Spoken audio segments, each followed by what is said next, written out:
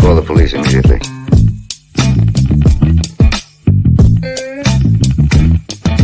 I don't get it. No idea what you're talking about.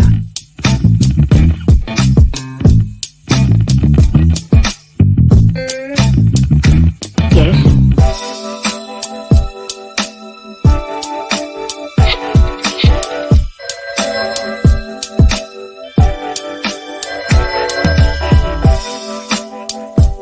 Hello?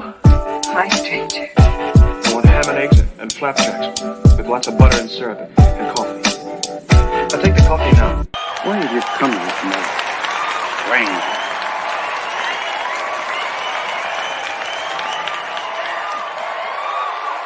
Where's my dough? Good morning, good morning, good morning. Welcome to Vibes and Stuff Live in the Morning. It's your host, Chuck Allen, with your host, Uncle Freezy, coming to you live on a Wednesday, February the 8th. Vibe ones, how y'all doing this morning? How are you doing this morning? Man, I'm great, man. I'm mentally and emotionally, intellectually, I'm great. Physically, I feel like a Ford Pinto. Good. That's what I'm feeling. That's what I feel. Physically, I feel like a Ford Pinto, bro. I'm beat up, but we here, bro. We kicking it. We alive and kicking it. We alive and kicking, bro. So, yeah, man. How about you? Oh man, I'm feeling like a Chevy Citation right now. Or Chevy Monza. A sky blue one with the dent back by the gas cap. Yeah. Yes, sir. All right. Yes, sir. Wow. Yeah, man. No, I'm good. I'm good. I feel good. I'm a little sluggish, but I'm good. Yeah, man. How was the game last night?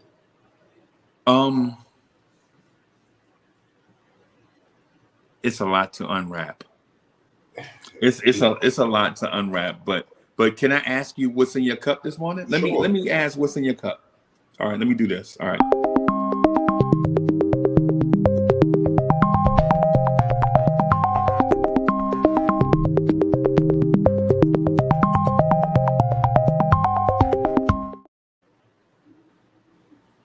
Yeah, man. Coffee and some dollar store water. Maybe not dollar store. Mo, where did we get this from? Publix. Oh, so Publix sparkling water. Okay. So I got water and coffee, man. Water and coffee. So if you want to how was the game last night? How was the game last night? So last night, the New York Knicks visited the Orlando Magic. For some of y'all that are seeing Vibes and Stuff for the first time, welcome to Vibes and Stuff, the morning show we do in the mornings before the Knicks morning drive. I'm out of studio right now. I'm not in Studio G. I'm here in sunny and beautiful Orlando, Florida. Been here since for a while, and so I went to the game last night. And Chuck, let me just say, you mind if I skip current events first and go straight to random thoughts? Yeah, let's jump into it. Into it, man. Okay. Baby, you give me ice and fire. You're giving me wind and rain. You're some kind of butterfly. Baby, you give me midnight. You whip up my appetite. Don't leave me here high and dry. Ooh. Bro, that joint give me them vibes, bro. Like I should. Oh yeah, man. You know what I'm saying?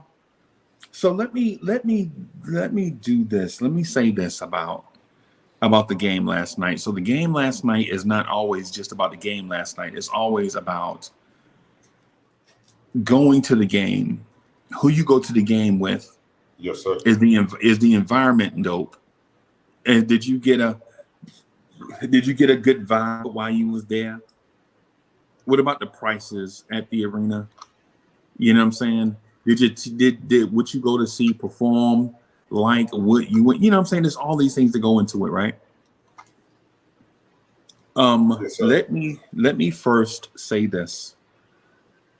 Of all the arenas that we visit in the Mid-Atlantic to Deep South area, of all the arenas we visit from Washington D.C. to Miami, Florida, that includes, say, Memphis. Also, we'll include Memphis and Charlotte in a minute.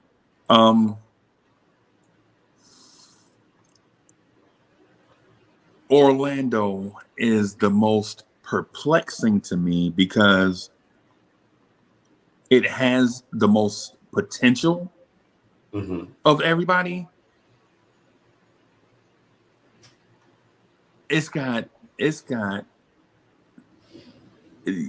Orlando has Los Angeles Lakers potential and dollar store execution.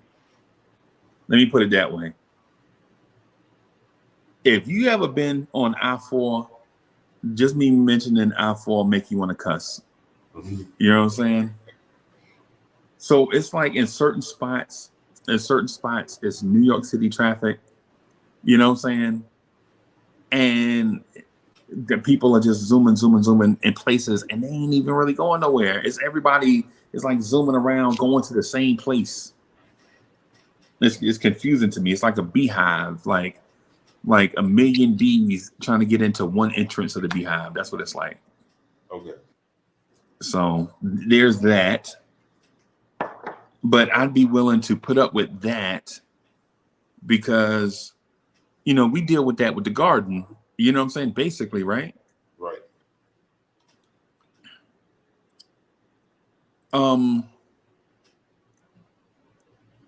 I really did not enjoy the game last night.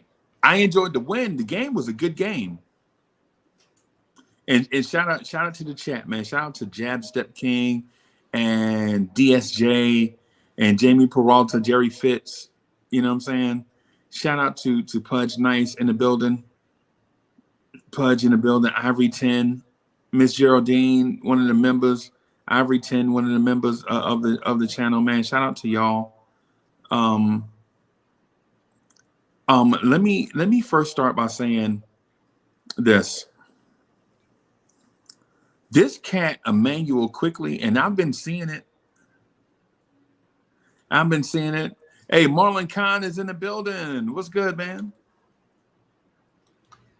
Salute. What I'm gonna say to y'all, man, is again, I've seen Emmanuel Quickly now live numerous times. Okay. I think Emmanuel Quickly is a starting point guard in the NBA, man.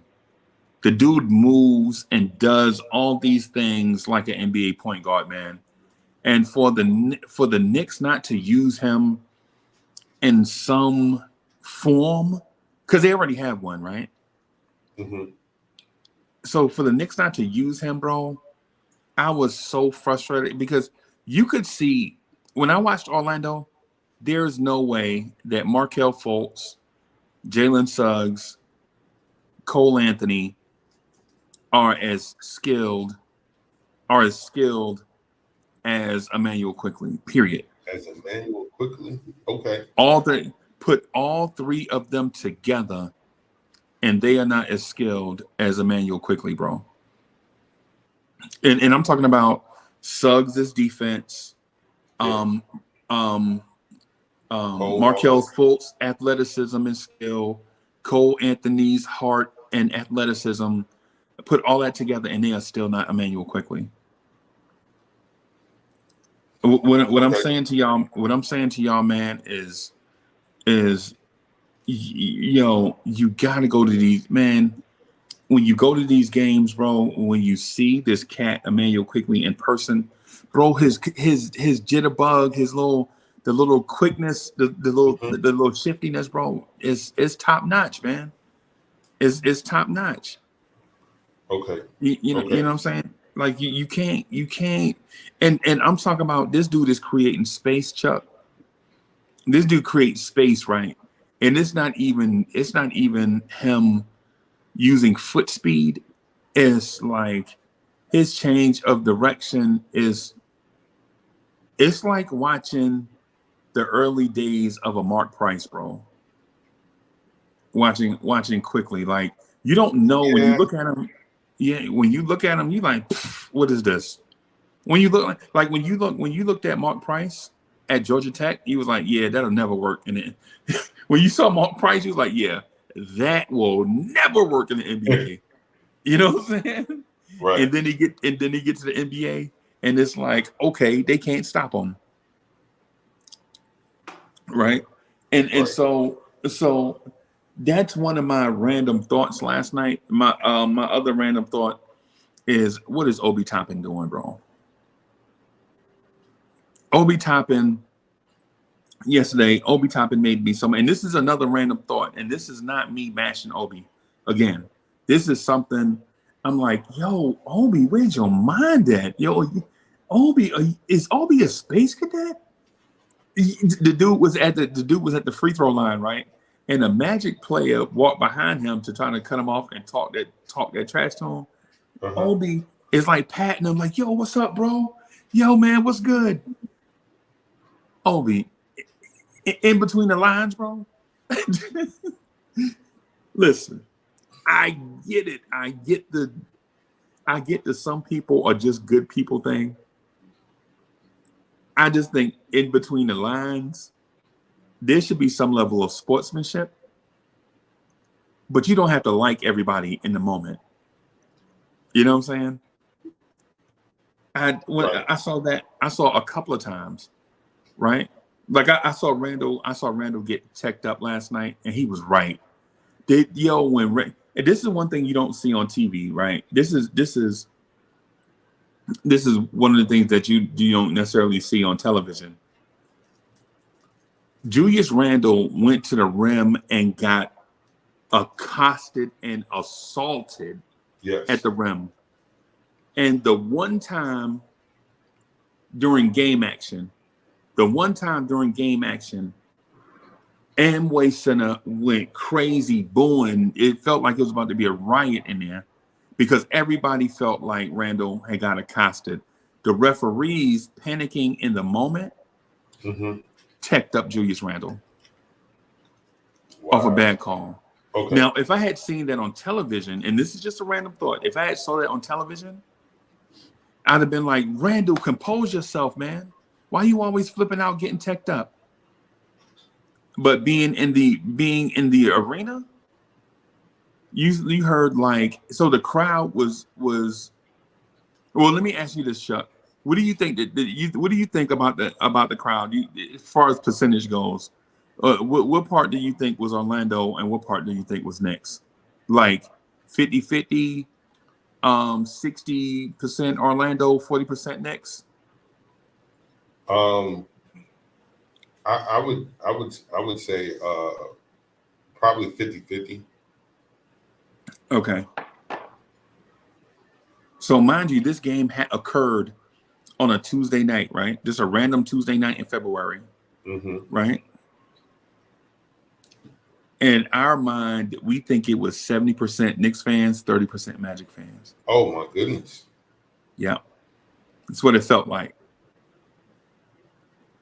Is what it felt like when Paolo Banchero and when we talk to Greeny again, when we see Greeny and Adam and Chef NYK and all those, when you see those guys, bro, I promise you they will co-sign what I'm saying, not because I'm saying it, but when you ask them, if you give them some truth serum, they'll say it was on a Tuesday night in February, just a random Tuesday. It's not even All-Star weekend. It's just a random Tuesday night in February. It was 70% Knicks fans, 30% Magic fans. and they came in the spot and took over. When Paolo Banchero went to the free throw line, they booed his man. Look, Chuck. And shout out to Knicks fans. Y'all are so loyal. Y'all are up like 8-something in the morning, rocking with us. I got on this old Knicks jersey. Oh, this old Knicks shirt. I only had this shirt for like, Mo, how long I had this shirt? A year? Maybe 2? 2. So I had this shirt like 2 years, and it looked like I had it like 10 years because I wear it like 4 times a week because I love it. Yeah. But there are other Knicks fans out there that love it also, right? Just love the Knicks stuff, right? So on a random Tuesday night in Orlando, Florida, the Amway Center is 70% Knicks fans, 30% Magic fans. And most of the ladies that went in the spot, you would think they'd be rooting for their hometown. They were Knicks fans. Fingernail polish, orange and blue, Knicks logos hanging out their ears. You know what I'm saying? Orange and blue dye in their hair. Bro, it was crazy. It's like the playoffs. But Chuck, when I say this, I'm just gonna say this to you, right? The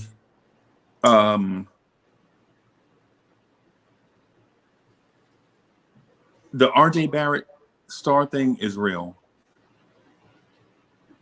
The RJ Barrett star thing is real. What you mean? Yes. Since I've been doing this, I think I've been to 3 or 4 different arenas just since I've been doing this, right? Okay. When RJ Barrett scores, bro, the in-house PA announcers sing this dude's name, and they did it last night. Like at one point, RJ Barrett was 1 for 10, right? Yes, he was. This dude hit a 3, and the Orlando Magic in-house PA announcer said, 3-point basket, RJ Barrett. So I'm like, what? This RJ Barrett thing. Yo, I'm going to tell y'all something, man. If y'all don't think this kid is going to be a star, y'all are absolutely wrong. This dude, the production's not there yet. Look, he was 1 for 10, right? He was 1 for 10, right? Oh, Jerry Fitz, that's right. He did play basketball in Orlando. Yep. I forgot he went to Mount Verde. Yep. They sung RJ Barrett name last night, bro, and the entire every time RJ Barrett did something good or something good happened to him or something bad happened to him, or you heard the crowd, and I'm talking about the entire crowd, all 15,000 or so that was in there. Every time RJ Barrett did something, bro, all you heard was cheers, bro. A girl behind us, her I think her graduation present was an Orlando Magic game, right? And that's just a personal thing. It don't have nothing to do overall with Knicks. But her but her parents were from New York. They moved down to Florida or something. They was trying to tell us the story. Me and my son and I were sitting together. They was trying to tell us the story. And one of the gifts they got for her was she gets to see the Knicks in person when they visit Orlando for one of her graduation presents, right? Okay.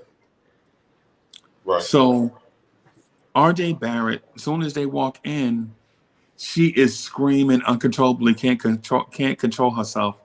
She gets to see the Knicks in person. So she's behind us, like, and it was disturbing, but kind of like freaky at the same time. Like it was like a good thing, but it's like, oh my God, calm down. It's only the Knicks. But then again, you and I are Knicks fans, and we've been Knicks fans a long time. Right. But this girl, she was like 17, and she was screaming, "Oh my God, RJ Barrett is right there! Oh my God!" Like she couldn't believe it, bro. Yes. Okay. Yes, it was weird. Just went on for an hour straight, back to back, no breaks. oh my God, there's RJ Barrett. He's right there. Bro, let me tell y'all something, man. We critique RJ Barrett, and RJ Barrett's game deserves to be critiqued, right? But bro, RJ Barrett is RJ Barrett has star written all over him, bro. I've been to different arenas, and I'm not trying to sell y'all a narrative. Y'all don't have to believe me. I don't care. And what I'm saying is, I'm just saying this because I want people to understand that outside of our Knicks internet universe, is like a real physical Knicks universe that exists. You know what I'm saying? Like, I understand, like, nowadays we have to do a lot of stuff remote, and quite frankly, it's more convenient to do stuff remotely, right? But man, when you hear RJ Barrett's name in Charlotte, North Carolina, right? They're like, during the introductions, when RJ Barrett gets up, this was last year? Last year in Charlotte, North Carolina, they were like, at guard, from Connecticut, Kemba Walker. Everybody was like, yay, okay, Kemba coming back home, Charlotte. Right. And then they were like, and at the other guard, RJ Barrett. The Spectrum Center went crazy. They almost blew the roof off. Okay. Right? Well, he played in North Carolina, so, at Duke, so. Yeah. I mean, I think the kid is going to be something, man. I don't know what.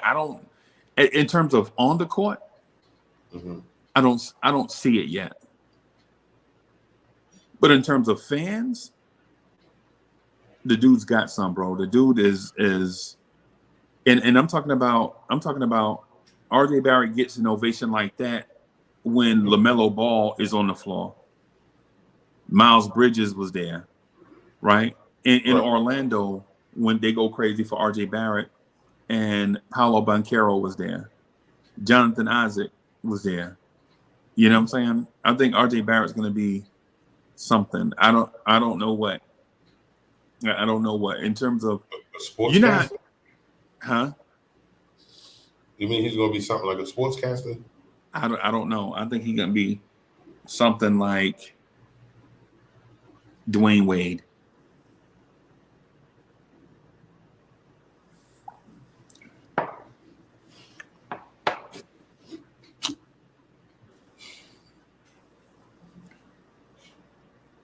I'm sorry. What was that name you used again? You heard me, Dwayne Wade. I'm gonna go back on silent mode and I'm gonna let you cook because I'm not even gonna touch that. I'm not touching that. No. Oh, okay. I definitely get a guy like that having an impact in high school and having a following like that. Right.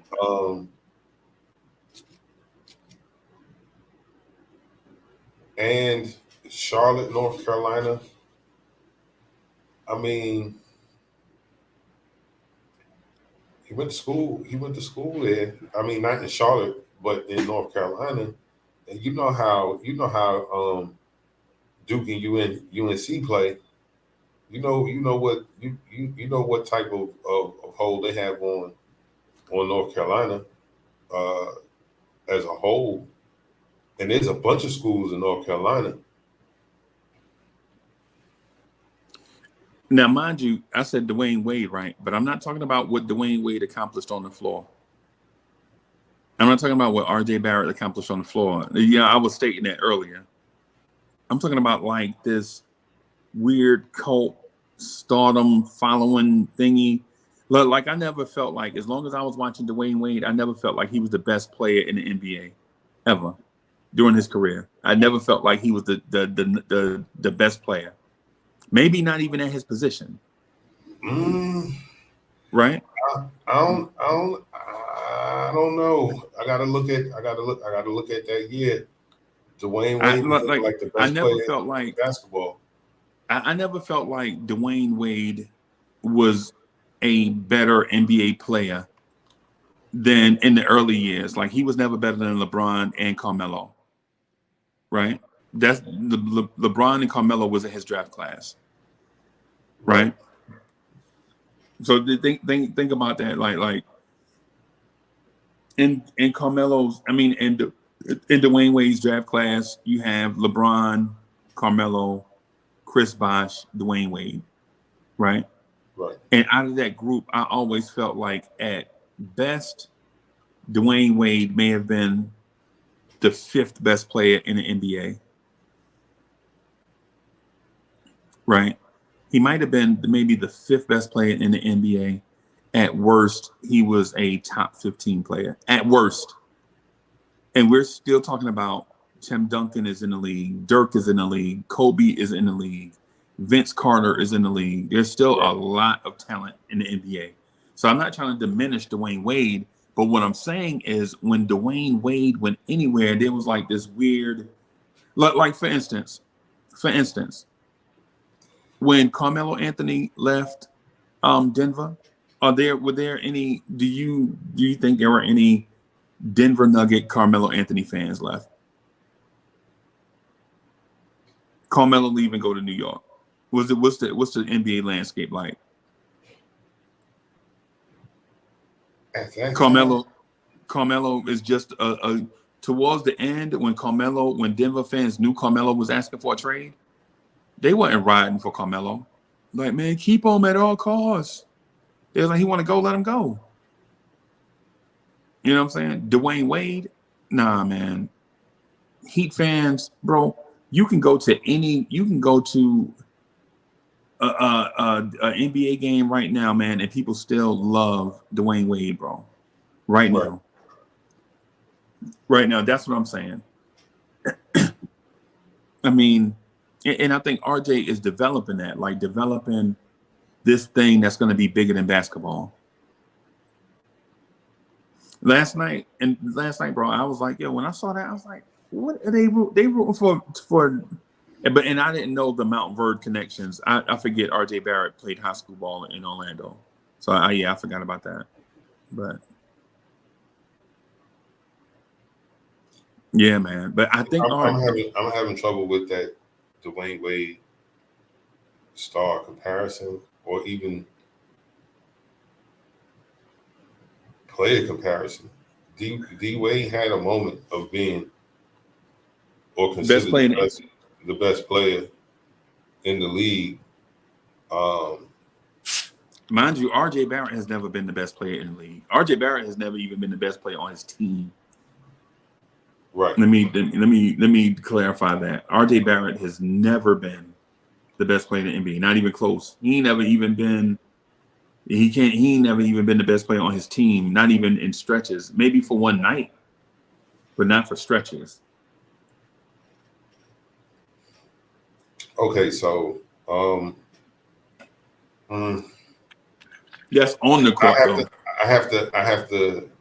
I have to experience what you're saying. The times that I've seen the Knicks at the Barclays with him on the roster, I didn't necessarily get that feeling. Like, oh, this kid's got that it factor. It don't matter how this really turns out. Like he has star potential. He has star marketability. I think it's something. It's something about him, bro. And this is okay. Last night, and so last night we watching them, and you could see like the one girl behind me. That was weird, right? That's an anomaly. Only reason why I said that is because, you know what I'm saying, I want to reiterate that outside of our social networking thing, when you experience certain stuff, you're just going to encounter certain stuff, right? Like leaving Spectrum Center last night, not changing the subject, but just to throw on something weird. Last night, we're leaving Spectrum Center, and Knicks fans were chanting F. Trae Young. And you know, they said the whole thing out, F. Trae Young, F. Trae Young. And per our usual exit, our war cry as we leave these arenas, as we storm out of your building, we chant, "Let's go Knicks." It's just a thing, right? "Let's go Knicks" as we exit the opposing team's arena. Win or lose, lose by 20, win by 20. Let's go Knicks. And it's aggravating. You can see the home staff like dressed up in their team colors, whether it's teal and gold or red and yellow or red, white, and blue. When we leave the arena, we screaming, "Let's go Knicks." And the home staff is like, I just wish they would hurry up and get out of here. Because we like the obnoxious guest, right? Right. But the RJ thing, though, is I know I'm stating it very early in the process, but bro, I think there's something to it. I don't think and so what my impression is of it is I don't think the Knicks are gonna even think about trading RJ Barrett if there is a following like this behind RJ Barrett. I think knowing that passionate people spend money on certain things, and those passionate people might spend money on RJ Barrett. Mm-hmm. I think he'll be less likely to be traded or moved, especially for a guy that's non-assuming. So keeping RJ Barrett is to sell tickets and sell jerseys. No, I don't think it's that. I'm thinking one thing leads to the other, though. I'm not saying that keeping RJ Barrett is only to do that. I'm saying RJ Barrett is gonna do that. D'Angelo is in the building. What's good, man? Salute I'm thinking D'Angelo. one. Haven't seen you in a minute, bro. Yeah, man. Oh, finish what you were saying, though. No, I'm saying I think the cat has something to him that Julius Randle does not have. Well, can you imagine if with RJ Barrett's popularity and Julius Randle's production, what type of player you'd have? Yeah, you have a player that you can put out there as your franchise player. Yeah.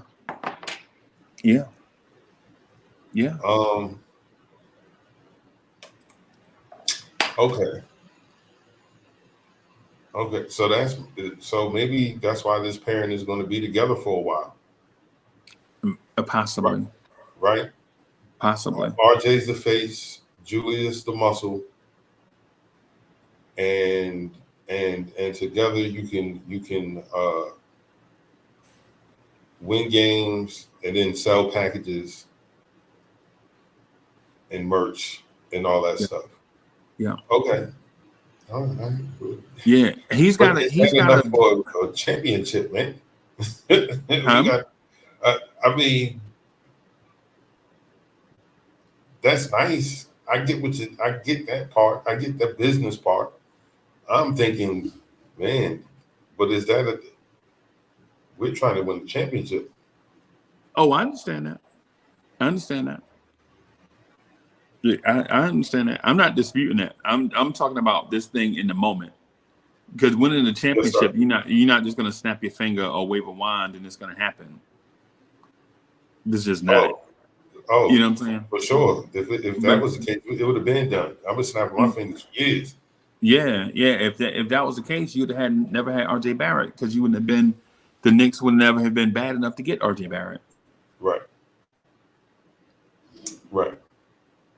Yeah, man.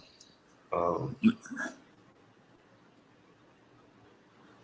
Yeah, and so ultimately, what I'm getting at is, and I know, people will have different experiences and things of that sort. So what I said may not be what other people experience. I'm not getting ready to come up here and just shoot the gas about RJ Barrett because I honestly wanted to talk about how good I think Immanuel Quickley can be. But if we keeping it a buck, though, some of these kids can't stay, bro. You know what I'm saying? RJ Barrett is one of the kids that has got to stay. You know what I'm saying? Because if he's a random Tuesday night in the smallest market in the NBA, you got 14,000 people, bro. Come on, man. You know what I'm saying? Come on, bro. in the smallest, one of the smallest markets, not the smallest city, but in terms of dollar power, you know, and for you to have that many people, and trust me, I know I was in traffic. Trust me, you know what I'm saying? Yeah, to come to see the Knicks and for them to be rooting for RJ Barrett was 1 for 10. 1 for 10 at one point, bro. Looking awful. And the one time he do something good, the whole arena erupt. Jared Fitz said they said 19,000 last night. It might have been that number, bro. It may have been. I ain't gonna lie to you. It may have been that number. I don't know what the actual number was. I know up in the nosebleeds was where I was at. It was packed up in the nosebleeds, right? But it's always packed in the nosebleeds because that's where the cheap tickets are. What happens is you usually fill up, you know, with the most reasonable tickets and kind of work your way down. Chef NYK is in the building. It was a pleasure to meet you last night, boss. So I met Chef NYK last night, man. Yeah, man. First time meeting Chef NYK, bro. Getting out, meeting bro. That was a great experience last night. Getting to meet Chef NYK. So I met Chef NYK, Adam, and Greeny in the same day. That was dope.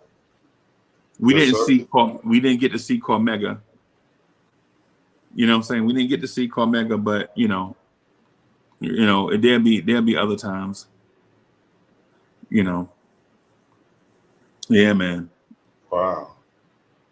Jerry Fitz said they said it was the third highest attendance ever. Wow. It sure felt like it too, Chuck. It sure felt like it, man. Yeah, man. Wow. Okay. For your New York Knicks. Yeah, man. Well, I can definitely see Orlando, Atlanta, Charlotte. Those are all transplant cities. Like New Yorkers are in full effect in those places. New York is a transplant city too now. Absolutely. Yeah, man. That's where all the immigrants come from. Man. Yeah, man. Yeah, man. Immigrants, people move to the city all the time. LA too. You have some of everybody in those areas, Yep. but Miami, yes. Oh, for sure.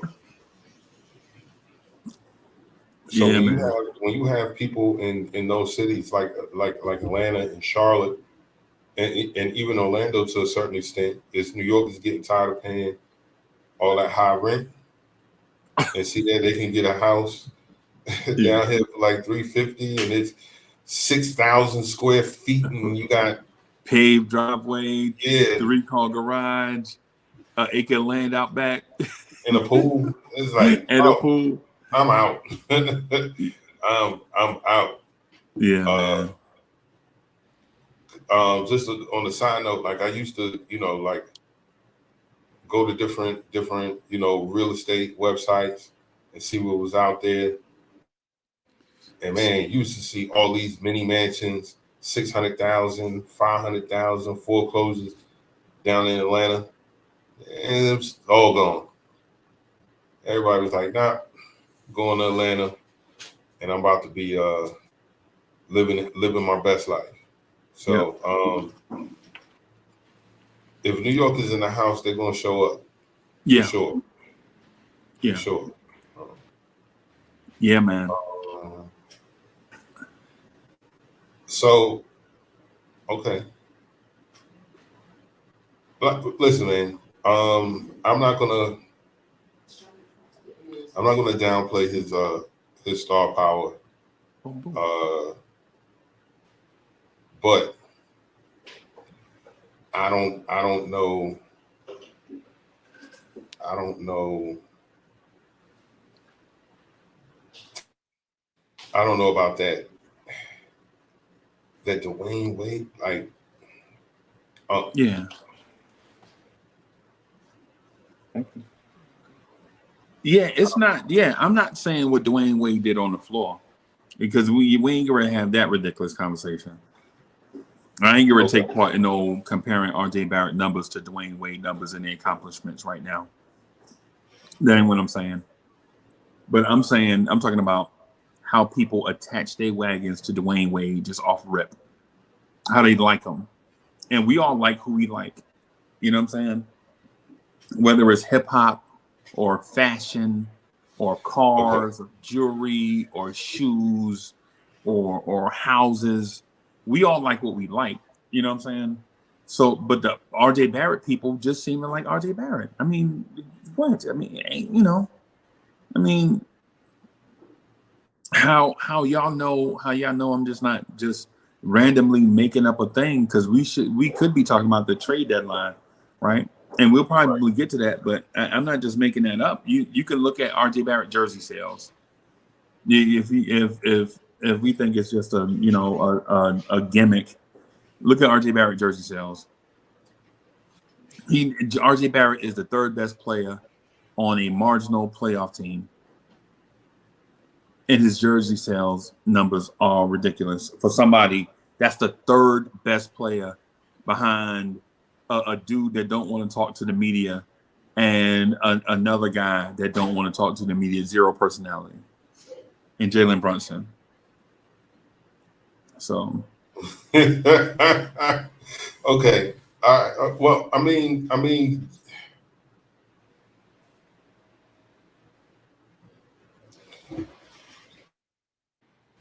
I can see his marketability for sure.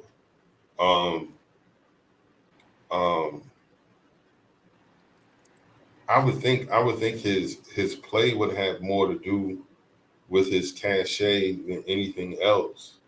Because once people deem you as that dude, you know what I mean? Like that follows you for forever wherever you go. However many years you play in this league, people will always remember you as that guy. Okay.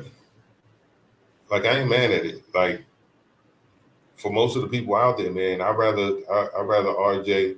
We slow burn this thing with RJ and hope in 8 years that he's that guy for us for sure.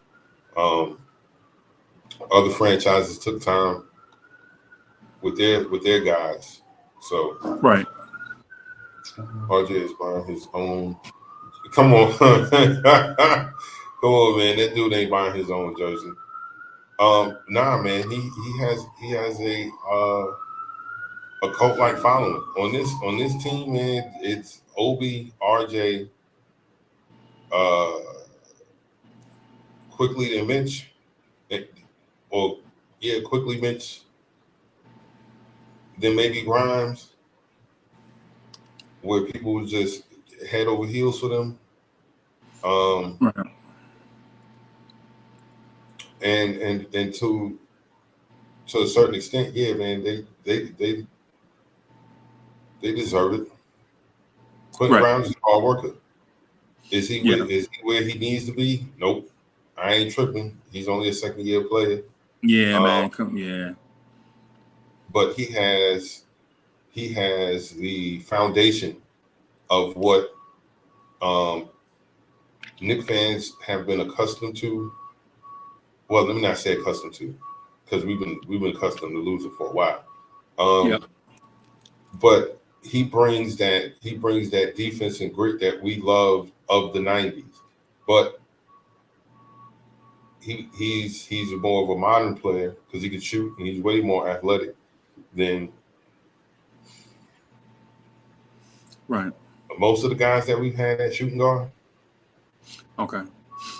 I mean, the only person I can think of, like, athletic wise from the shooting guard position that we've had of late, and this is a while ago, maybe J.R. Smith. Like, we haven't had anybody with that type of athleticism. Man, that was 10 years ago. Exactly. Yeah, that was 10. Yeah, that So, was 10 years ago, man. And one of the things they would say, "Oh man, if JR could have ever played defense," and then once he started playing defense, he became the guy you love to hate. You know, like you love him, but you hate. Oh my goodness, he's shooting the ball from behind the back. Oh, it's good. Okay. Quentin Grimes ain't that. Quentin Grimes is the lunch pail guy. He's punching in his time clock. He putting in overtime, and he's not going to complain about anything. Right? We like that. We like that. Blue collar guy.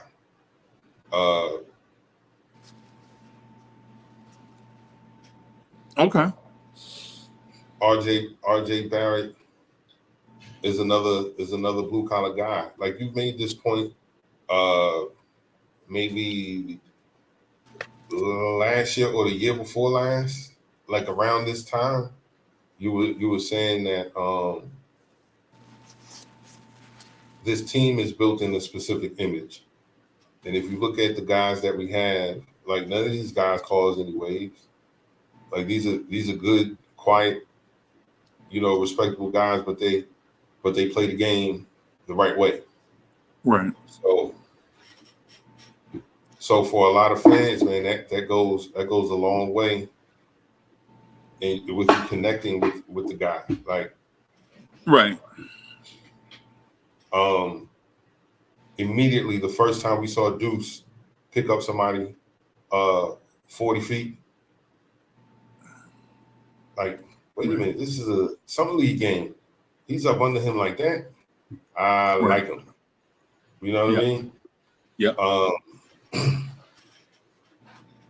So we have these allegiances to these guys, or because we see these things these qualities that we like. The Knicks need a face of the franchise. It can't be Juju, unfortunately, because we saw them give it to everybody but him who came into the organization. Yeah. You know what I mean? Right. Even though he's the all-star, he's not. He ain't Pat Ewing. He's the Pascal Siakam. Oh, Julius Randle is the Pascal Siakam of all stars. Wow. It's like who? Him? Yeah, he good. But yeah, no. Let's bring in Scotty Barnes. You know what I'm saying? Right. So I'm gonna say this, man. I think we are in a tough spot though with Tibbs. There were some things I saw last night with Tom Thibodeau, and excuse me, some things I don't like.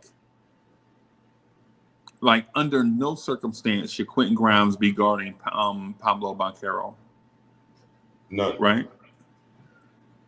But at every opportunity, Quentin Grimes is trying to guard Pablo Banchero. And I don't know if Quentin Grimes understands physics, but a Jack Russell Terrier and an English Mastiff in an arm wrestling contest.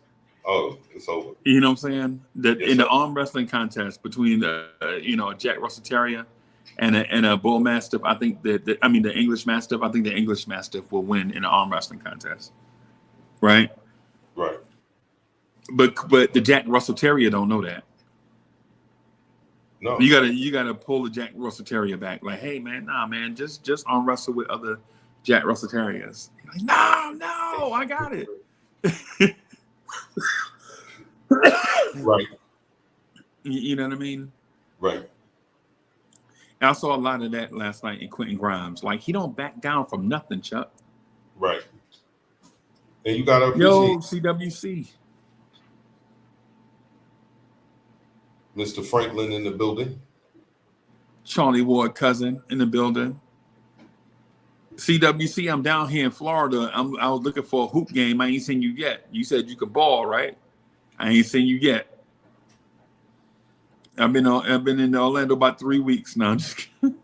I'm just kidding. CWC, where you at? You talk about you can ball. I mean, I've been down here for a couple of days. I ain't seen you yet. CWC, you better not be playing in no old man league. The senior citizen. Yeah. CWC, I'm not playing in a 60 and over league, bro. And I'm not mad. I'm not mad at that. I'm not mad at that. But then, like you said, that's an issue with the coach. Like, Yeah. yo, man, I know he's a guy that is not going back down. I know he's going to play the best defense that he can on someone. But yo, don't do that. Right. You're talking about Grimes, right? Yeah, avoid that. Yes. Does he understand that he's a Jack Russell Terrier? Probably not. Probably not. Do Jack Russell Terriers know that they're not big dogs? Probably not. No, probably not. Not until they get touched, then they realize, oh. Yeah. Oh. Yeah. Like in the heat of the battle, Right. no, they don't know they little. They don't know they little at all. They got all of the fight and the grit that you want. They see everybody as a Chihuahua, right? Until they get touched. Until that paw get put on them. Yeah. Oh. Yeah. And so yeah, I'm not talking about dog fighting in that sense. I'm not against. I'm a pet lover, No. right? I'm a pet lover, right? But what I'm saying is in this grand comparison, I'm trying to like do the classes. I thought about doing a cars comparison first, but you could soup up any car to beat any car, just about most. Yeah. You know what I'm saying? But you know, and then when it comes to other stuff, it comes to perspective. But in terms of classes, when you're talking about Grimes is a Jack Russell Terrier, and he's surrounded by Chihuahuas, right? So when he sees a big dog, like when he sees a German Shepherd, he's like, yeah, man, we about the same size, man. I go get him. No, I'll beat him in the arm wrestling contest. No, you will not beat a German Shepherd in the arm wrestling contest, Quentin Grimes. Absolutely. You know what I'm saying? My thing is, I guess ultimately what I'm getting at is at this trade deadline, the Knicks have to do something. Right.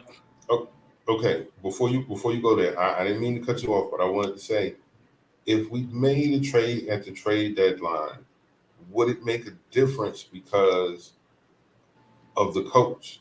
Because I was thinking you was alluding to the coach not putting him in the best position and making sure he's not getting caught on a switch with Paulo Ranchero, or because I have issues with Tom Thibodeau's coaching. Okay. And how he uses guys. I don't think he gets the most out of his roster.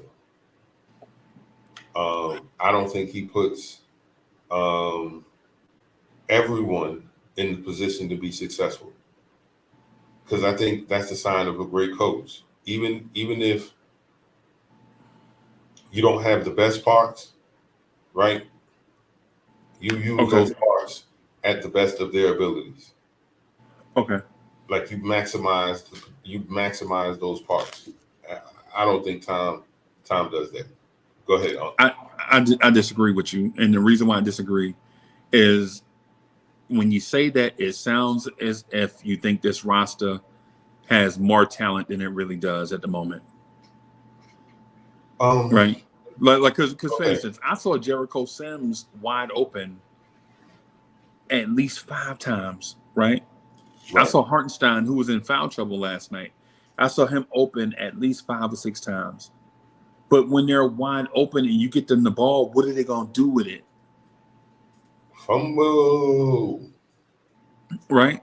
Yeah. And so and so Jericho Sims. Okay, so two things for everybody thinking that that the Knicks don't run a motion offense, man. Y'all got to stop, man, and make y'all sound crazy. Your cats. I saw going into the thing. Tibbs better be moving people around on offense, man, because Orlando, blah, blah, blah. Man, listen. It's two things, right? For one, the Knicks don't have a high flyer, right? Who is the Knicks high flyer, right? And please, for the sake of everything holy, don't tell me Obi Toppin name, because Obi Toppin is not a physical guy, right? These guys are not like physical guys. Like Obi is not the guy that's going to put the ball on the floor and go to the rim and yam in traffic. Gregory Castillo said Mitch and Sims. Bro, if you give it to Sims away from the basket, even though what's he going to do, jump up and down? Well, Jericho Sims is not going to handle the ball and make a move going to the basket. No, he's not. He's not. And neither is Mitch. Bro, I'm saying. That is the reason I brought up the Ben Simmons thing. You can say what you want. He has the low post game. He has the hook. He has the floater. And one thing that he will do is put the ball on the floor and attack the rim. And that's something that we don't have. And that's something that I've always said. Every time our big men get the ball, the first thing they're doing is looking for someone to pass the ball to get it out of their hands.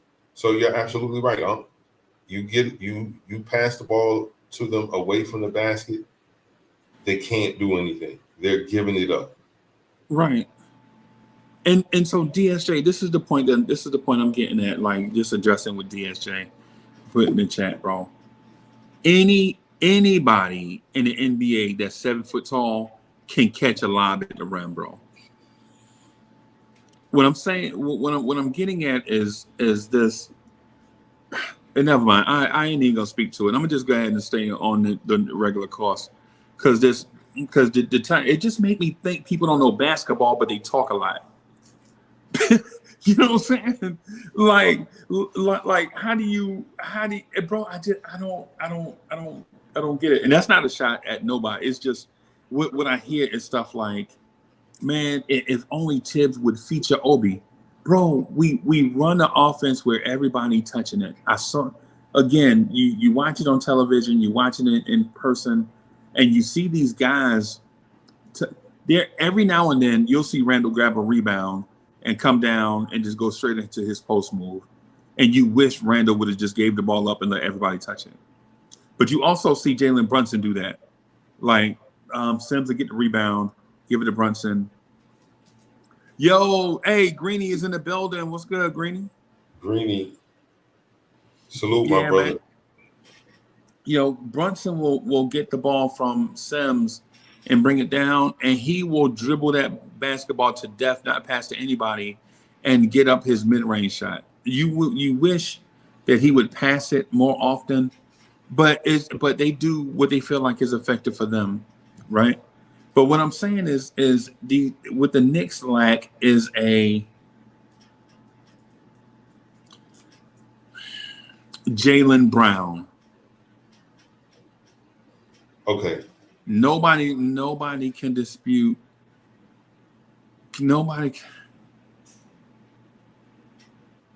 I think DSJ trolling. He was like, could it be Tom Thibodeau's system? As fun. Could it be Knicks fans are flawed? Yo. That's the question. Could it be Knicks fans are flawed, bro? We can.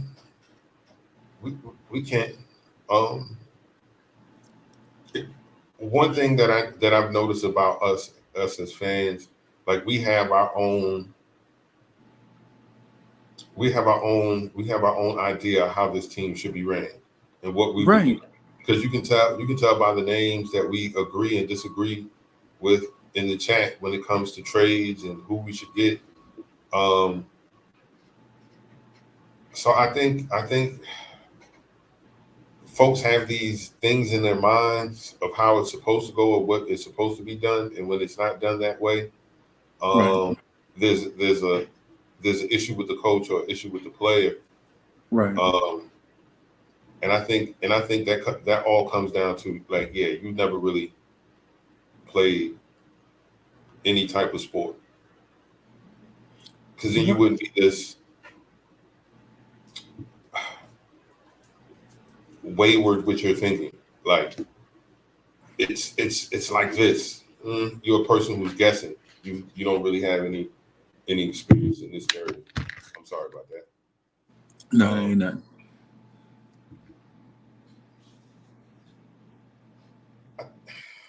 Excuse me. Here we go. Yeah, so my thing is, so yesterday I was on Nick's Twitter just lurking, not replying, because I don't like getting caught up in these weird conversations, right? But on Twitter, it's like everybody's saying, well, Tibbs don't have an offense. And when you man, listen, let me tell y'all something, man. Every NBA team runs the same offenses. They run the same offenses, man. Every NBA team runs some version of the same offense. You know what I'm saying? Every NBA team runs the same version. They run the same offense, right? They may not run it as much or as little or with the same personnel groupings, but every NBA team runs the same offense. You see them run read and react. You see them run high screen pick and roll. You see them run variations of the pick and roll. You know what I'm saying? Whether it's the ball handling, whether it's the personnel groupings or some variation or change to the pick and roll. You see them at times run some type of motion. They generally run motion offense with their second units because the second units don't have the best players, right? Or you see them run a mid-post ISO with their best player, you know what I'm saying, with three shooters and one slasher. Everybody run the same stuff. And so when I hear like Knicks fans are like, the offense is old school, is inundated, it just, you know, it reminds me of one person says some buzz phrase, a million people don't know what to say, so they just say the same buzz phrase that they heard that one guy say because it sounds smart, right? And it stops them from looking like crazy, right?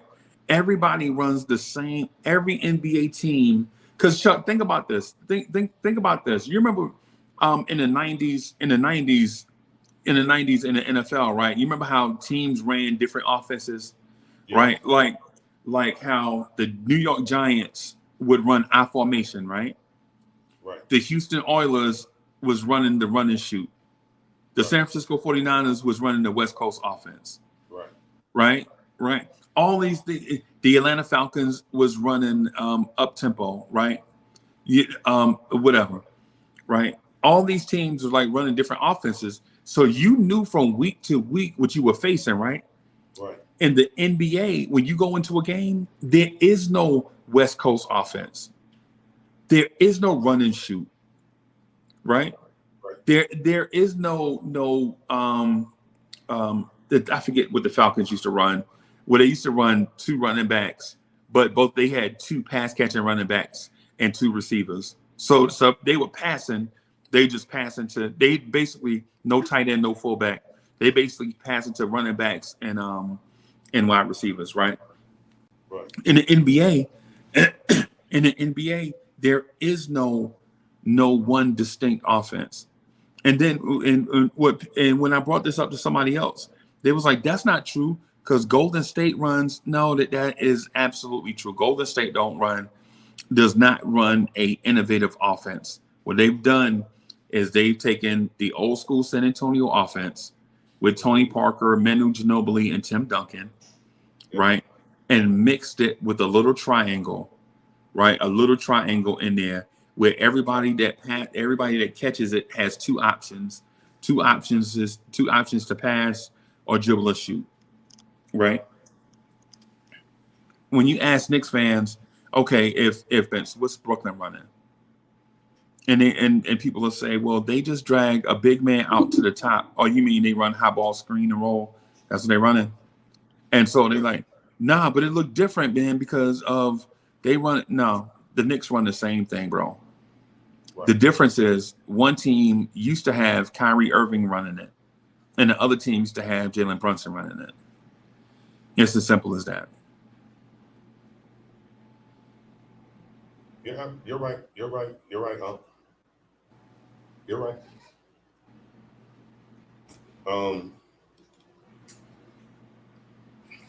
I think also some of this is because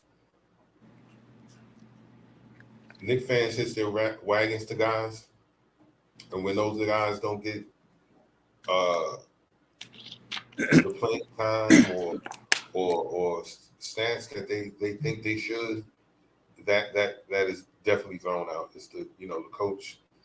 I think guys could be used differently. I think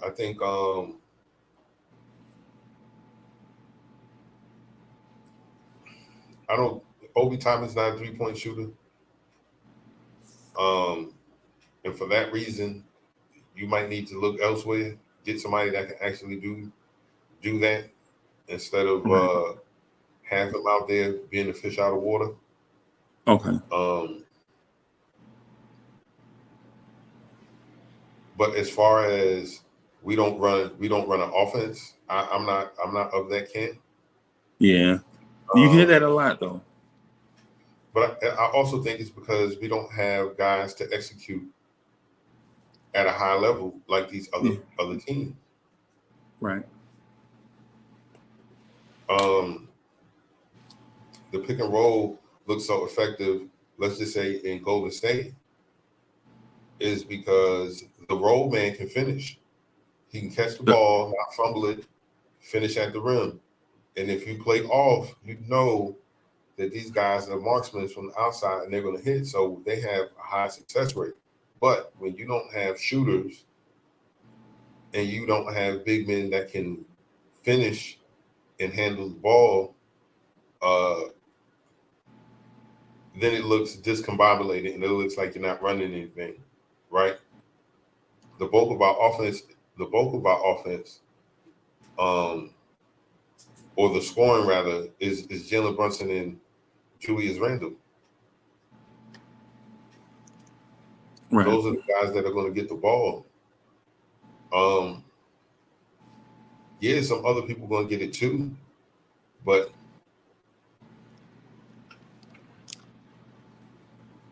those are your scorers. Those are your guys. Michael Jordan and Scottie Pippen averaged the most points on the team, but it wasn't like Tony Kukoc never got the ball. Right. There's a reason why those guys get the most touches, and there's a reason why Randy Brown never was an all-star. Scott Burrell and all of them, yeah. Right. And I'm sure there were people that believed in them too. Like, yo, man, if he just got a chance, he could be Isaiah Thomas. No, he can't. No, he can't. Yeah. No, he can't. Yeah. So when it comes to this roster, where do you see the holes? What is the first thing, if you're the GM, that you attack within the next 24 hours? You need some big wings, bro. Okay.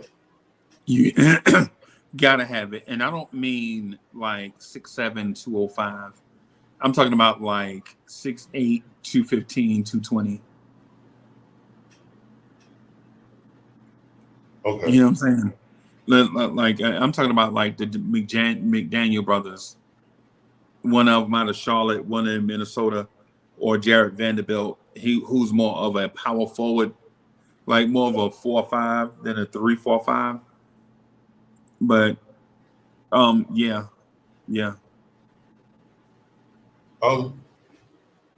hunger for more. When you say we have no identity, what do you mean we have no identity? Right. We have no defensive identity. We have no offensive identity. What exactly do you mean? I can answer that for him. Yes, sir. It's we don't have a thing that we can go to impose our will. Like we don't have a specific thing that we can impose on other teams and make them submit. Right? Like we can't barrage you from three, or we don't have a post player that we can go to in the post that gets you 2, 3, 4, 5 straight buckets down there and make another team adjust. We don't have a suffocating defense that when we decide to lock down like a certain unit of players, like the Hampton Five, where we can just smother every inbound pass, every catch, every shot, every rebound, every dribble. We don't have that, right? So basically what we watch is a team that just wants to play good basketball. So we don't necessarily have the identity to do a go-to. We don't have a finisher, right? We don't have a finisher for you. Like we don't have that move where it's like we don't have that move where it's like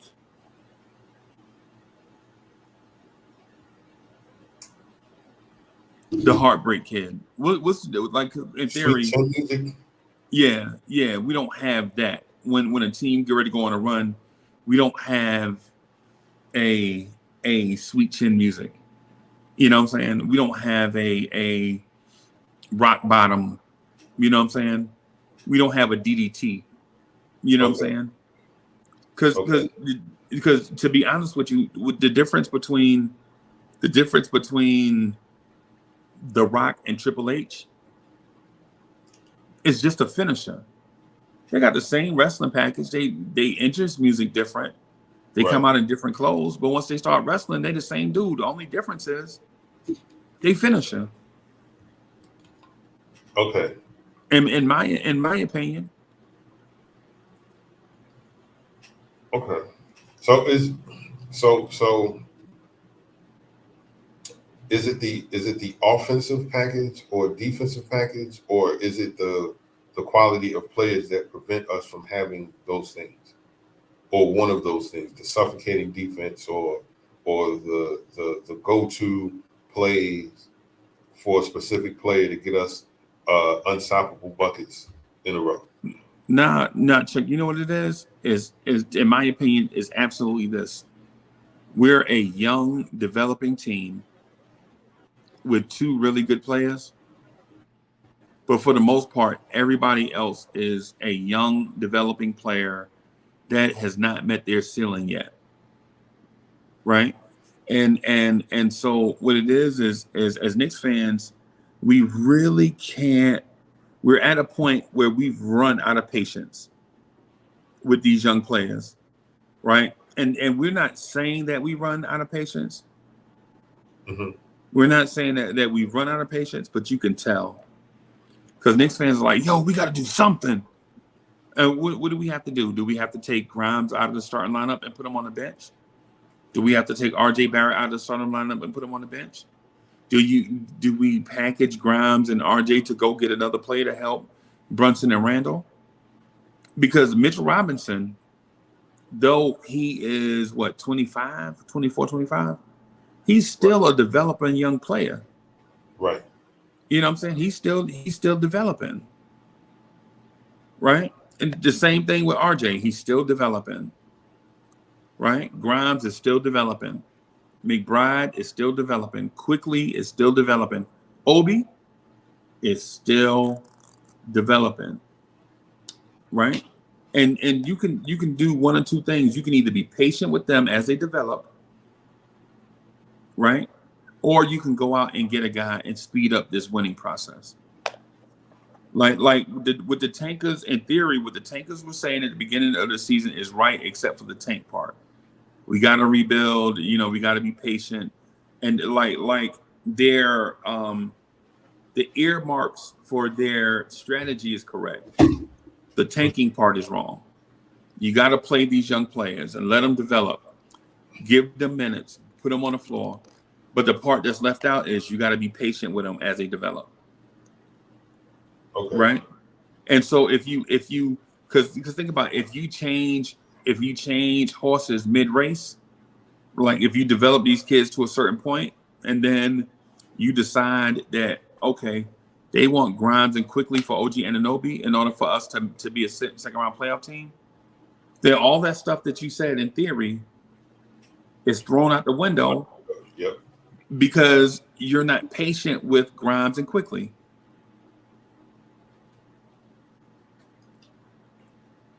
You know what I mean? And so like for those that are not patient with RJ Barrett, that you know are ready to move on from RJ, it's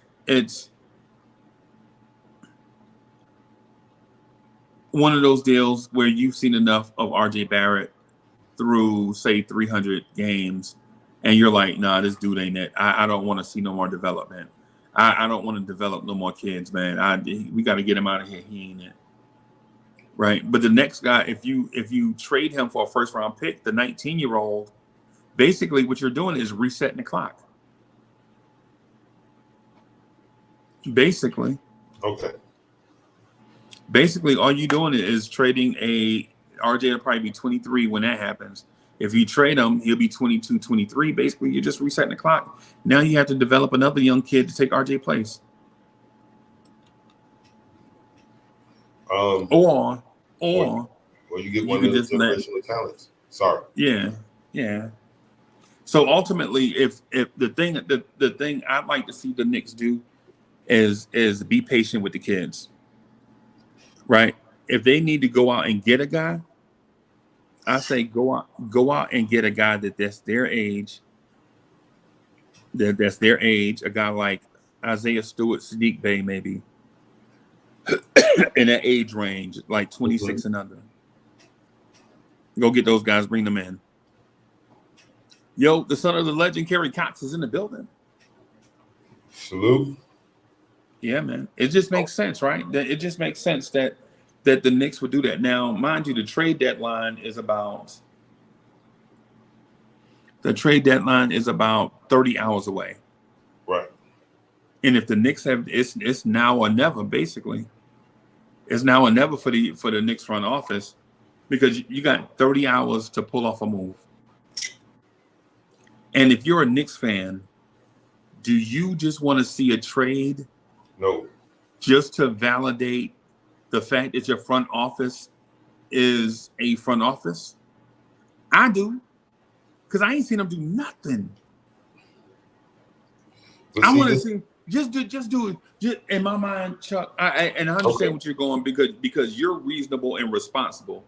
I'm not. I'm a Knicks fan, bro. I'm not reasonable nor responsible.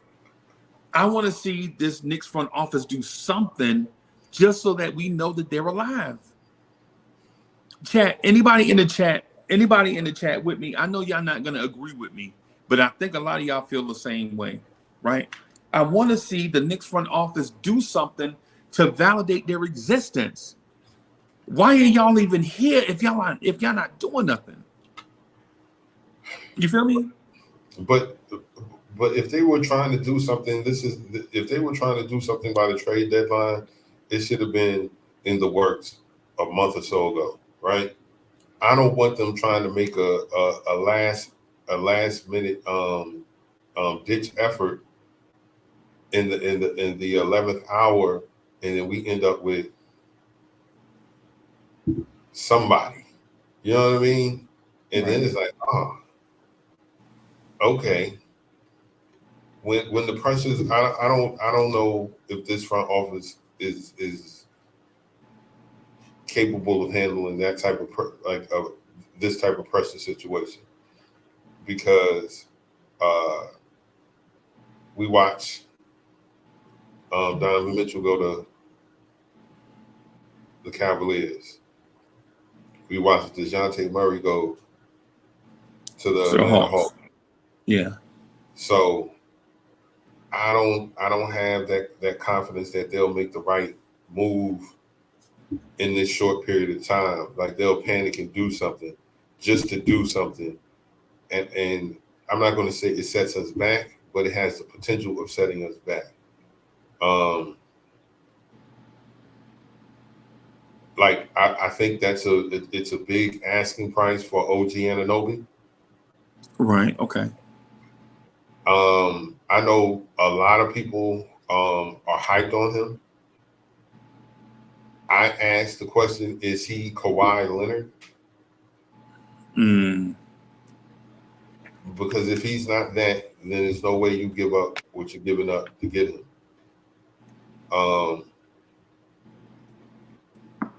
Because if you tell me, well, he could be that in a few years, well then then let's go get him in a few years. Right. Oh, let's go get somebody similar right now and develop him. That's going to be, it's a lot of it's a lot of inroads to it, right? Right. Ultimately, what I think most Knicks fans want to do, based on the comments that I see, regardless of if they agree with the way that I say it or not, is the Knicks want some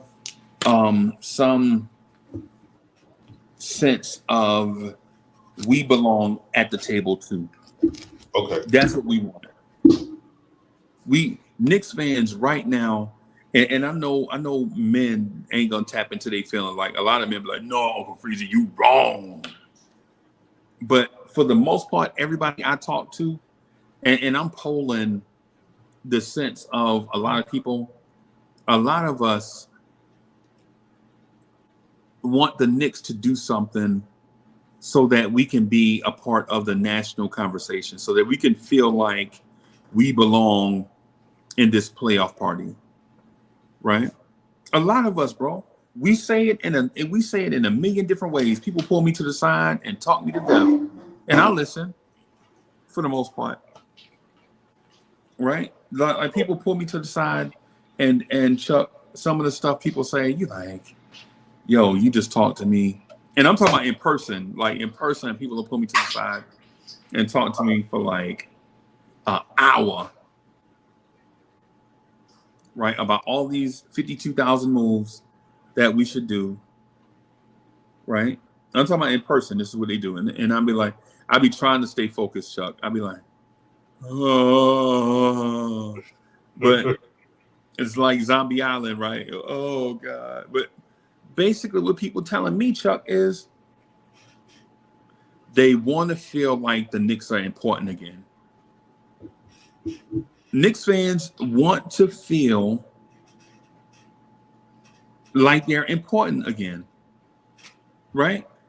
Okay. Like, cause the thing is, they like, yo, we gotta do something. I'm like, yo, trade for OG Anunoby. No, man, the price too high. Well, what exactly do you want to do? Oh, they gotta do something. So when they say that, it gives me the sense, right, that Knicks fans just want to feel relevant, right? We tired of being the afterthought, right? That's what I think we are, right? Knicks fans are tired of being like the fourth or fifth most popular team in New York, bro. They tired of Knicks fans are tired of like going in the NBA store and it's all Steph Curry jerseys. Going in the NBA store, all you see is Celtic stuff. You know what I'm saying? You like, Knicks fans are tired of being like, we don't have a top 20 player. You know what I'm saying? What about us? And I know reasonable Knicks fans are gonna say, out loud, they'll say, no, Uncle Freezy, you wrong, man. We just got to say the cost. We just got to build it the right way. But deep down inside, they're saying, nah, man, when are we going to get our Giannis? When are we going to get our KD? When are we going to get our Kyrie? When are we going to get our Luka? When we get people in the front office that know how to draft, yeah, that's when we'll get them. Right. Because we can look at at least 7 to 10 years of fumbled draft picks. Yeah. And who we picked or who we weren't able to pick because we didn't have a pick, you saw who went in those drafts. You saw who went after we picked. We saw who was later on in the draft or went one pick before us. Right. I don't believe our front office goes in knowing what they're doing and having a backup plan in case that doesn't work. Like they don't have all their T's crossed and I's dotted. Right. I feel like they're going in there winging it, in my opinion. In my opinion, because I'm like, okay, y'all didn't get the guy that you wanted, and this is who y'all went and got. Right. Yeah, and Chuck. So, just real quick, just to divert a little bit, but to come back, right? Yes, sir. The multiplicity of strategies is baffling in my mind because it all boils down to one thing, right? Go get a star. Do you trade for a star? Do you draft a star? A star not coming here in free agency. We already know that. You already know that. We don't need to go down that road. We know it's a dead end. Right. Ultimately, that's what I think the Knicks feel like we need.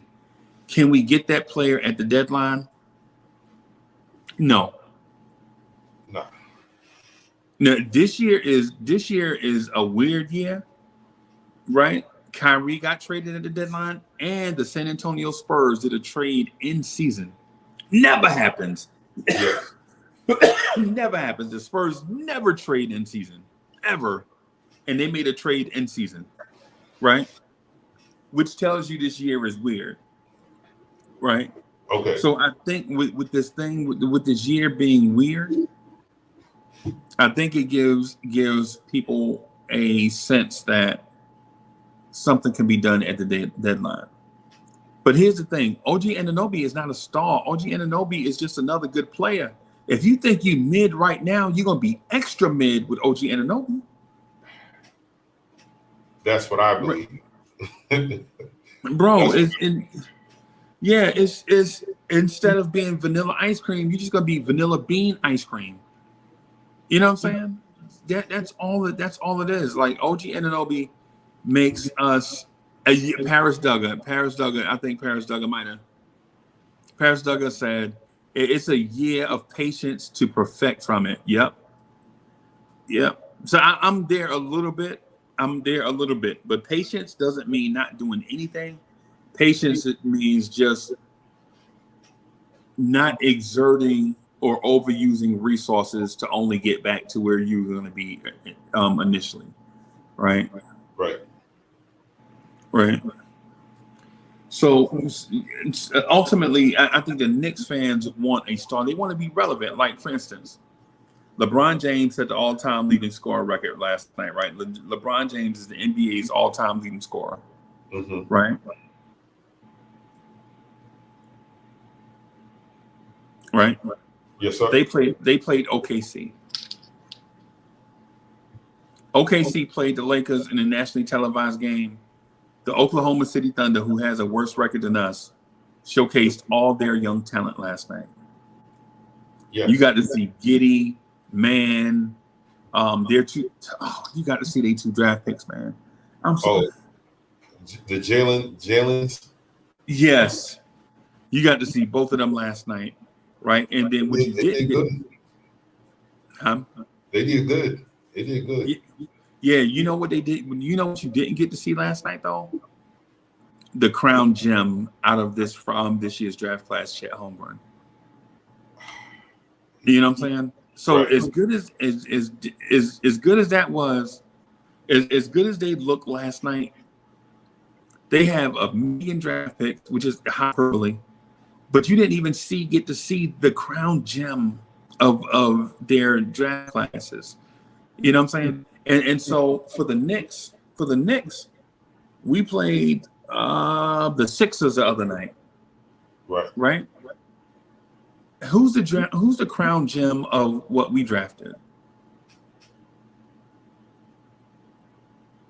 Who's the crown gem? In chat, and this is the trick question. Because I said something earlier, a lot of people disagreed, And I'm asking this question now, and watch they go back and grab the data that I said earlier and use it right now. Who's the crown gem of all the young Knicks players that we have? I'm not answering it because I know where you're going.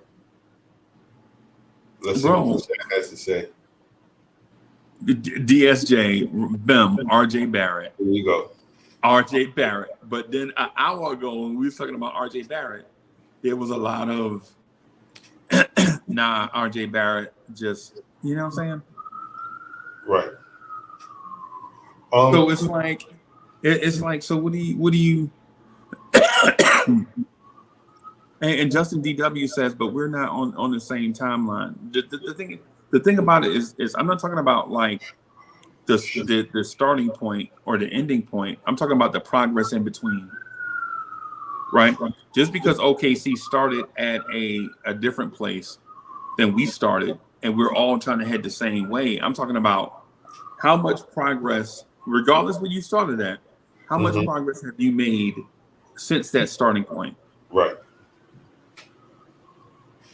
You know, it's because think about this: is Jalen Brunson a better player than Shai Gilgeous-Alexander?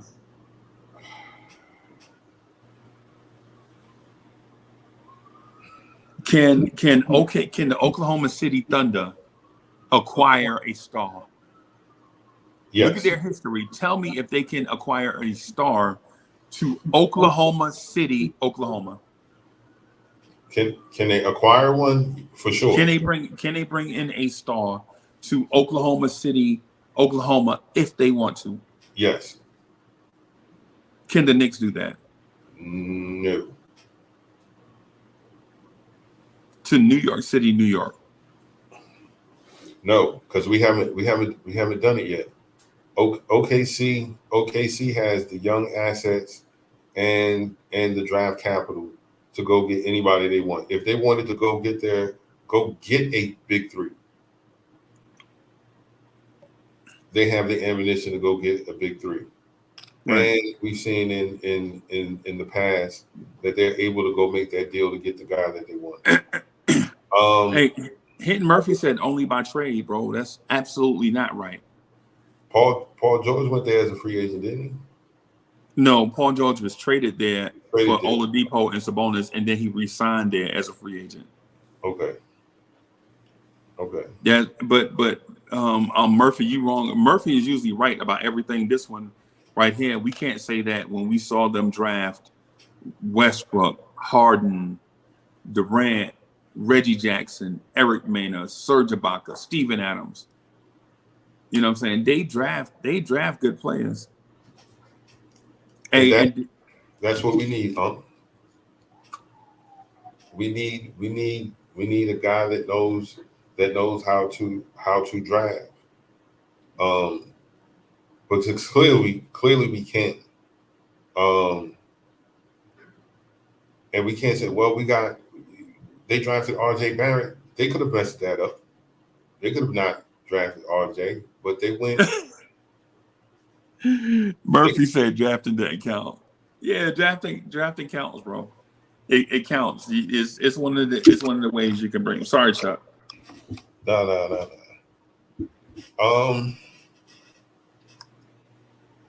Drafting does count because all those names, well, not all those names, but Kevin Durant, Russell Westbrook, James Harden, those guys are going into the Hall of Fame. They moonwalking into the Hall of Fame, bro. Easy. If this young core that they have stay together, or they can keep most of those guys together for 10 years, or at least 5, we might be saying the same thing about these guys that they just got their hands on. The Josh Giddeys, the Chet Holmgrens, the SGA, they could be on that same trajectory too. So OKC knows how to bring in guys. They know how to make deals. And they're savvy. Like, even with the Paul George trade to the Clippers, like, they set themselves up for for the foreseeable future. They got a young guy to build around, SGA. They were trying to get, if I'm not mistaken, they were trying to get Shamet too, but the Clippers was like, nah, we're not going to give you Shamet. But they got 5 first-round picks and 5 pick swaps. Okay. Sounds like front offices know what they're doing. Okay. All right. So if I misled the conversation by saying acquiring stars, man, what I meant is just acquiring stars. I didn't mean it in a. And let me rephrase the way I said it. So I may have misled, but what I'm talking about is acquiring star level talent. You know what I'm saying? How some franchises can acquire star level talent whenever they want to, right? Give me an example: the Brooklyn Nets. The Brooklyn Nets just traded away Kyrie Irving for Spencer Dinwiddie, basically, in theory, Spencer Dinwiddie, right? They have Kevin Durant, and they'll probably trade Kevin Durant for this summer a Rudy Gobert type trade. Like I legit see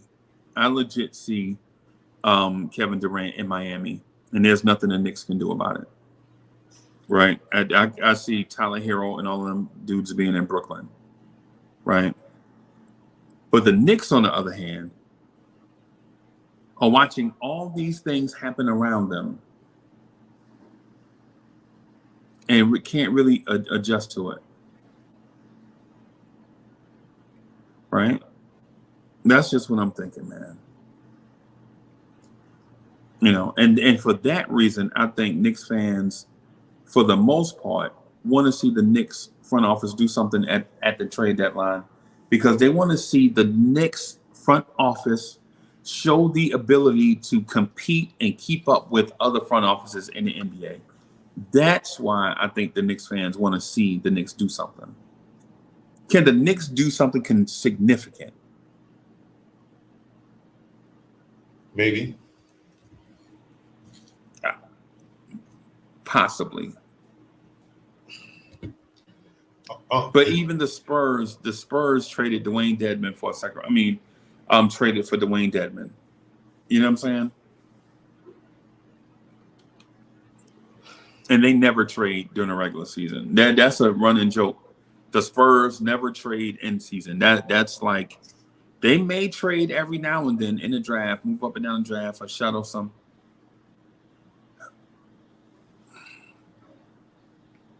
So this year we're in a tough spot, bro. I just feel like, and I'm in that group. I want to see. I'm at a crossroads with the front office. I want to see. Yo, Heck is in the building. What's good? What's good, boss? Morning brew. Salute. Yeah, man. I want to see if this front office has the ability to pull off that savvy move that we know elite front offices can do. And if they don't, then it's more of this waiting game. You know, I you know what? And Chuck, I'm not gonna lie to you. The fact that Dolan came out with the heavy-handed cosign, like how you know your boss is encouraging you to do better, is when he come out of his office and slap you on the back all hard. Good job, man. Keep up the good work. I have total faith in you. That pat on the back is not really a pat on the back. It's a nudge. Yeah. It's a nudge. Like, hey, do something. Right. So it's a. But chat, what do y'all think? Y'all think this front office is savvy enough to do something? Y'all think this y'all think this front office is savvy enough to pull off an elite move to show you, to prove to you that they are, they have the exquisite touch, the feathery touch to pull off a complicated transaction without rocking the boat around the NBA or rocking the boat on his team?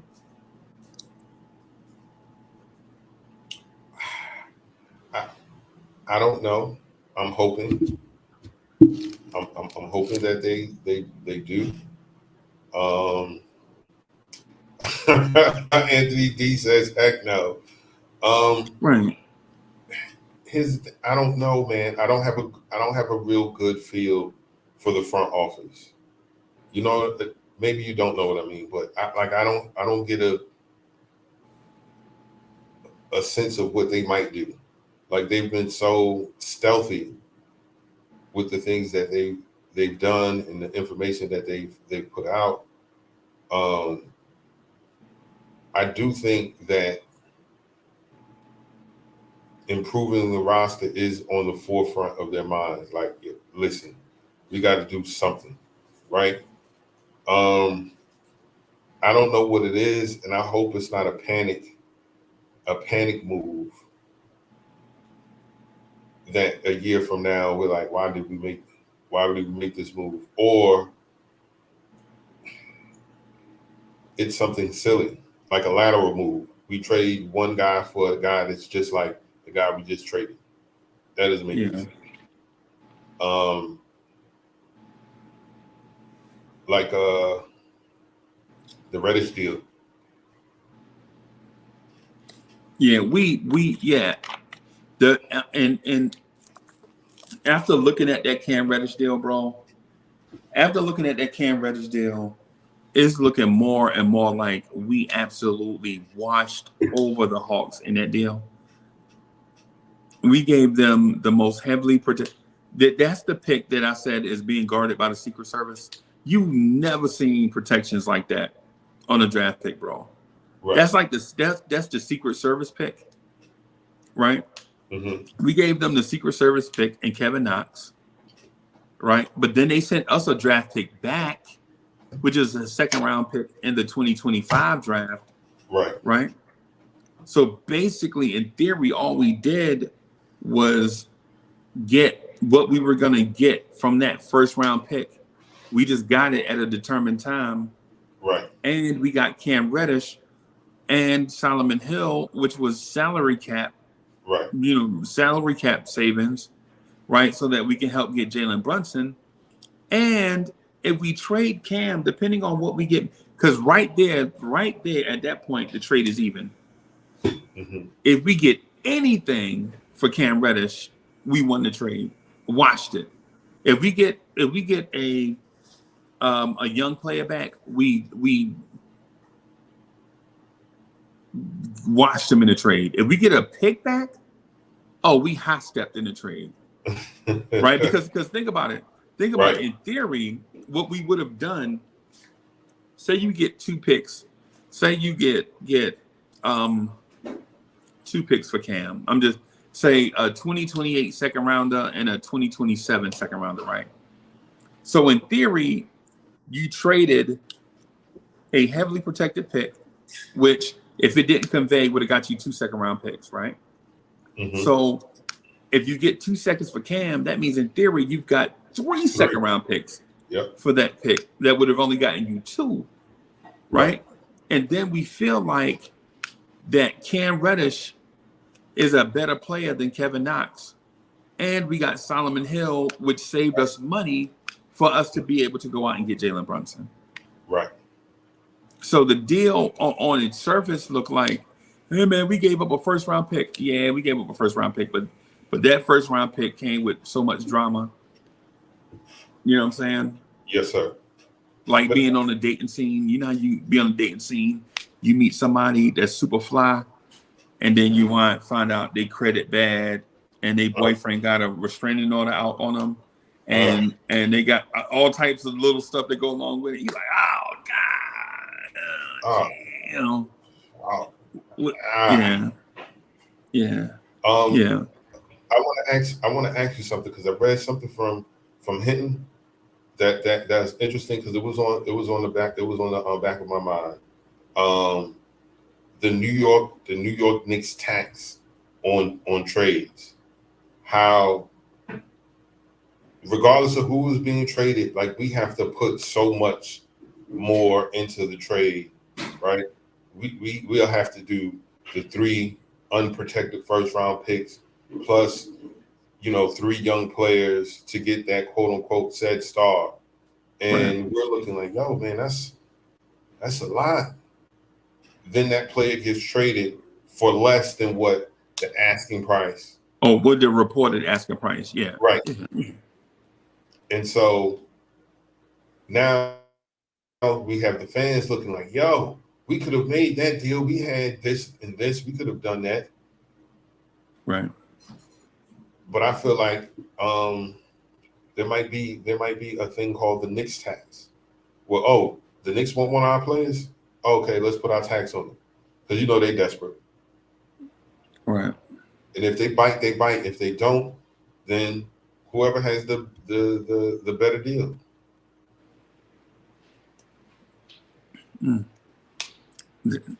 So pay it. Okay. Pay the tax. Okay. Yeah, pay it. What's the alternative is not paying it and not getting the guy. Okay. So If you know the tax exists, pay it. I mean, but the tax only exists for you. Yeah. It don't exist for anybody else. So, I mean, the thing is, it's not about being fair. It's about operating. It's about operating expenses. Mm-hmm. It's not fair that New Orleans will pay less in a trade than what the Knicks will pay. It's not fair. Right. But you know what is not fair? The Garden selling out on a random Tuesday night against a bad team and the Pelicans playing the Golden State Warriors on a Saturday night and can't even sell out. That's not fair. Okay. You know what I'm saying? Okay. You know what I mean? I mean, you didn't pay it, man. I mean, what? Listen, man. Say the Knicks give up 3 first-round picks for OG Anunoby, all of them unprotected, right? Say the Knicks give up 3 unprotected first-round picks for OG Anunoby, but they get to keep Grimes and Quickly and RJ and McBride and whoever. Say it's just a Fournier and 3 first-round picks for OG Anunoby. You know what's going to happen by the time April get here? Knicks fans ain't going to remember what they paid. You know what I'm saying? The only time we remember what we pay for stuff is when it just don't work out. Because think about it, if we'd have paid all of that for Donovan Mitchell and Donovan Mitchell would have been here, so you think we'd have been talking about having Donovan is nice, but man, we sure paid it? No. People would have been wearing Donovan Mitchell jerseys. Absolutely. Absolutely. Yeah. I agree with that. Pay it, and it's funny that New Yorkers will say that, and they in the New York tri-state area, and a pack of cigarettes costs $20. A pizza costs $35. Don't get it delivered. Yeah, it's crazy. The Knicks tax, bro. I mean, just pay it. I got cousins, man. I know a pack of cigarettes don't cost $20, but it seemed like it. You know what I'm saying? Oh no, they probably cost $20 in Manhattan for sure. It probably cost $20 in Manhattan for sure. What in the city? Okay, all right. Because they're like $15 at the legit places, but they got bootleg cigarettes around here, $7, $8 a pack. But sometimes, you do have to pay. You're going to have to pay a tax because the products at. Have you ever heard of this store called Williams Sonoma? Okay. It's like the expensive Walmart. Okay. Pretty much the same stuff that you could probably go get from a Macy's or a Belk's or whatever. Right. They have there, but the prices are exorbitant. Like say a pot set at Macy's might cost you let's say $200, but at Williams Sonoma, God, how much? $200. Yeah, man. Okay. Yeah, man. I had to pay that. I had to pay that for my copper pots. It was $199. I bought them from Amazon though, but at Williams Sonoma they're gonna probably be like $2,000 or $1,500 for the same pots.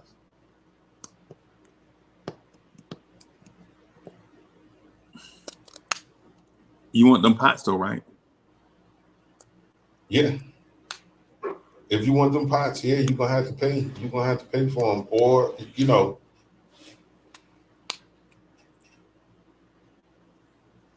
I don't mind paying, but let's pay the price for the premium item. Okay. I don't want to pay the price for something that is Okay. or man, it's good, but you know what I mean? Like the iPhone, 14 is out? Like the 12 is not a bad phone. Right. I wouldn't mind, I would buy a 12, but I'm not gonna pay the same price for a 12 as 14. Right. You know what I mean? What if they won't sell you to 14? What if they won't sell you to 13? That's the spot that the Knicks is. That's the spot that the Knicks are in. The Knicks can't get Steph. The Knicks can't get Giannis. The Knicks can't get Jokic. So they got to settle. And your example given, see, you don't have access to the 14 or the 13 or the variations of the 12. Right. What you are being offered is the base model I-12 for the elite level I-14 price. And since you can't get access to the other one, you either have to pay it or continue using your iPhone 10. That's what the Knicks are.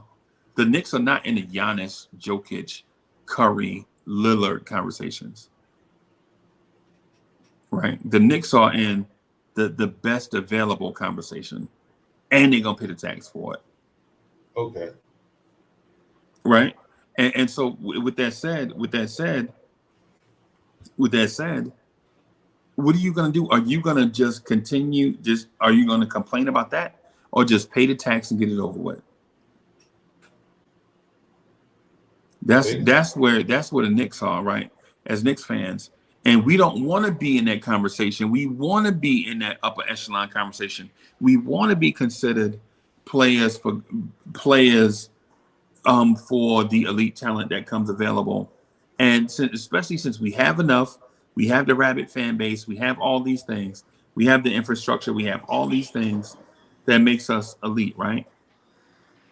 But the thing is nobody's going to give us that stuff. So we have to pay that elite price for it. You made it. So you just pay it and get it over with. And there won't be any regret in it, because if there is any regret in it, then the star that you were chasing was not worth it in the first place. Do you want the star or not? Okay. Because the Knicks are not Miami, the Knicks are not Brooklyn, the Knicks are not all these teams that we wish we were. We are not them, and they are not us. Right. Miami can go out and get a star anytime they feel like it. The Knicks can't. We have to work our way up. And it's sad that we have to do it that way. It's sad to be put in that context, but that's just where we are. And the sooner we realize that's where we are, I think the better we are as an organization. Or we can just stay on our current course of action, build through the draft, build slowly, and go from there. Develop these kids. Tibbs is developing the kids right now in front of us, and we complain about that. We complain that we don't have a star. We complain that Tibbs is developing the kids, because people are saying, man, we run such basic stuff. Of course we run basic stuff, because we have young players trying to learn. Right. They're trying to learn on the fly. You know what I'm saying? You can't give, elite roles to guys that have only played less than 90 games. It's just, things just don't work out like that, man. You got to bring them along, or you're going to turn them into Kevin Knox and Frank Ntilikina. You're going to turn them into Damian Dotson. You're going to turn them into Alonzo Trier.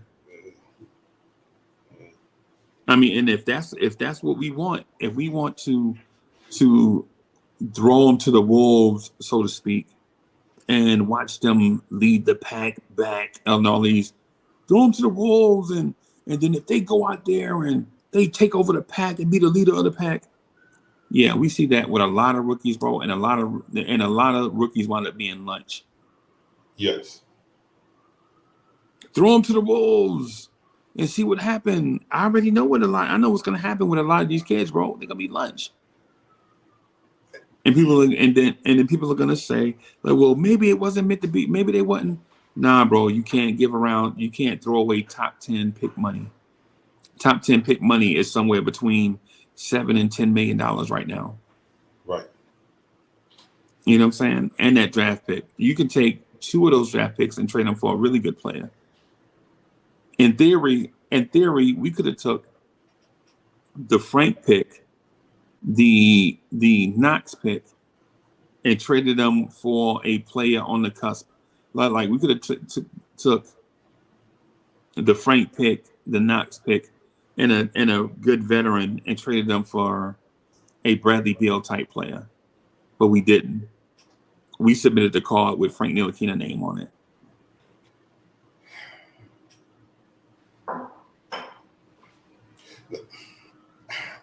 I don't even want to. As soon as you said those names, my mind went. Those were. I understand what you're saying, but even in those drafts, there were other guys that could have been picked and that were picked afterwards. And this is the problem. This is the problem that I'm having, that I've had with the front office in these regimes. It seems like you guys are hustling backwards because, we were willing to put this package together to get Donovan Mitchell, but he was on the board for us to take, and we took Frank Ntilikina.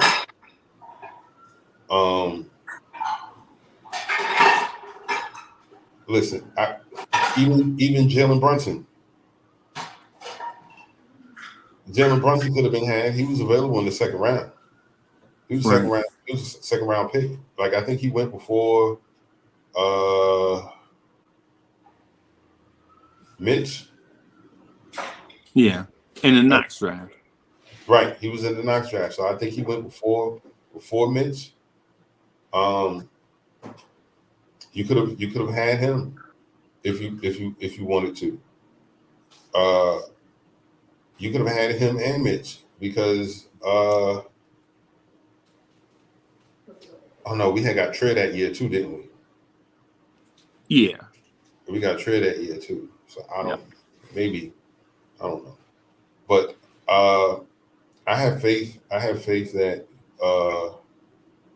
this team is going to get better. And I don't know if that's guys stepping up, maturing into their roles, or it's going to be via trade. Like, we're going to make a big time move. I hope not. A hasty move. You know what I mean? Like, well, this is the best player available out there, so let's put an offer in and then get this guy that doesn't take us to another level. Like, they were just the star. Excuse me, the star that was available. Good morning. Hey, Nick Yak, stop playing yourself. You playing yourself right now with these stupid comments. Everybody in the chat, 10 days ago, think about this, right? 10 days ago, Brunson was selfish and I'm trying to trade him. What are you even talking? Are you cognizant of what you type in? Nobody in here even said that. All the previous thing, man. Pay attention. Stay up to speed, man. Stop jumping out on the limb. Pay attention. Stop putting words in people. Come on, bro. Wake up. Paris Leggett said the biggest problem, the fans who started with a narrative they can't get away from, face facts that you may be the problem, not the Knicks organization. Yeah, man. Come on, man. Yeah, what is this thing right here? Yeah, man. I don't even know. Yeah, y'all taking this thing to a whole nother ridiculousness, man. Pay attention, stay focused. Or take a break or something. Get up and walk away, man, and take a deep breath and come back. Yo, Bully is in the building. What's good, man? Salute. I agree with that. I agree with that, and I think they're going to make the big move. I think they're going to make in the off season. I think when the draft comes, it's either going to be moving up or moving those picks to get the guy. Because we have 4 potential. But based on what? Is it based on what you think should happen, or based on what the pattern is from this organization? I'm going to say the pattern of this organization, like, because when they have their mindset on getting someone, like they could have gotten a veteran point guard or another point guard at the trade deadline last year, and they chose not to. And we were like, oh man, he can't run. Yo, we need a point guard. And they're like, okay, all right. And at the end of the season, they went and got their guy. They went and got Jalen Brunson. So I'm thinking that that's how they're going to operate. If there's a minor move to be made today, like possibly getting a Sadiq Bey or something like that, it will get done. But the quote unquote big fish, that superstar, I don't think that happens until this summer.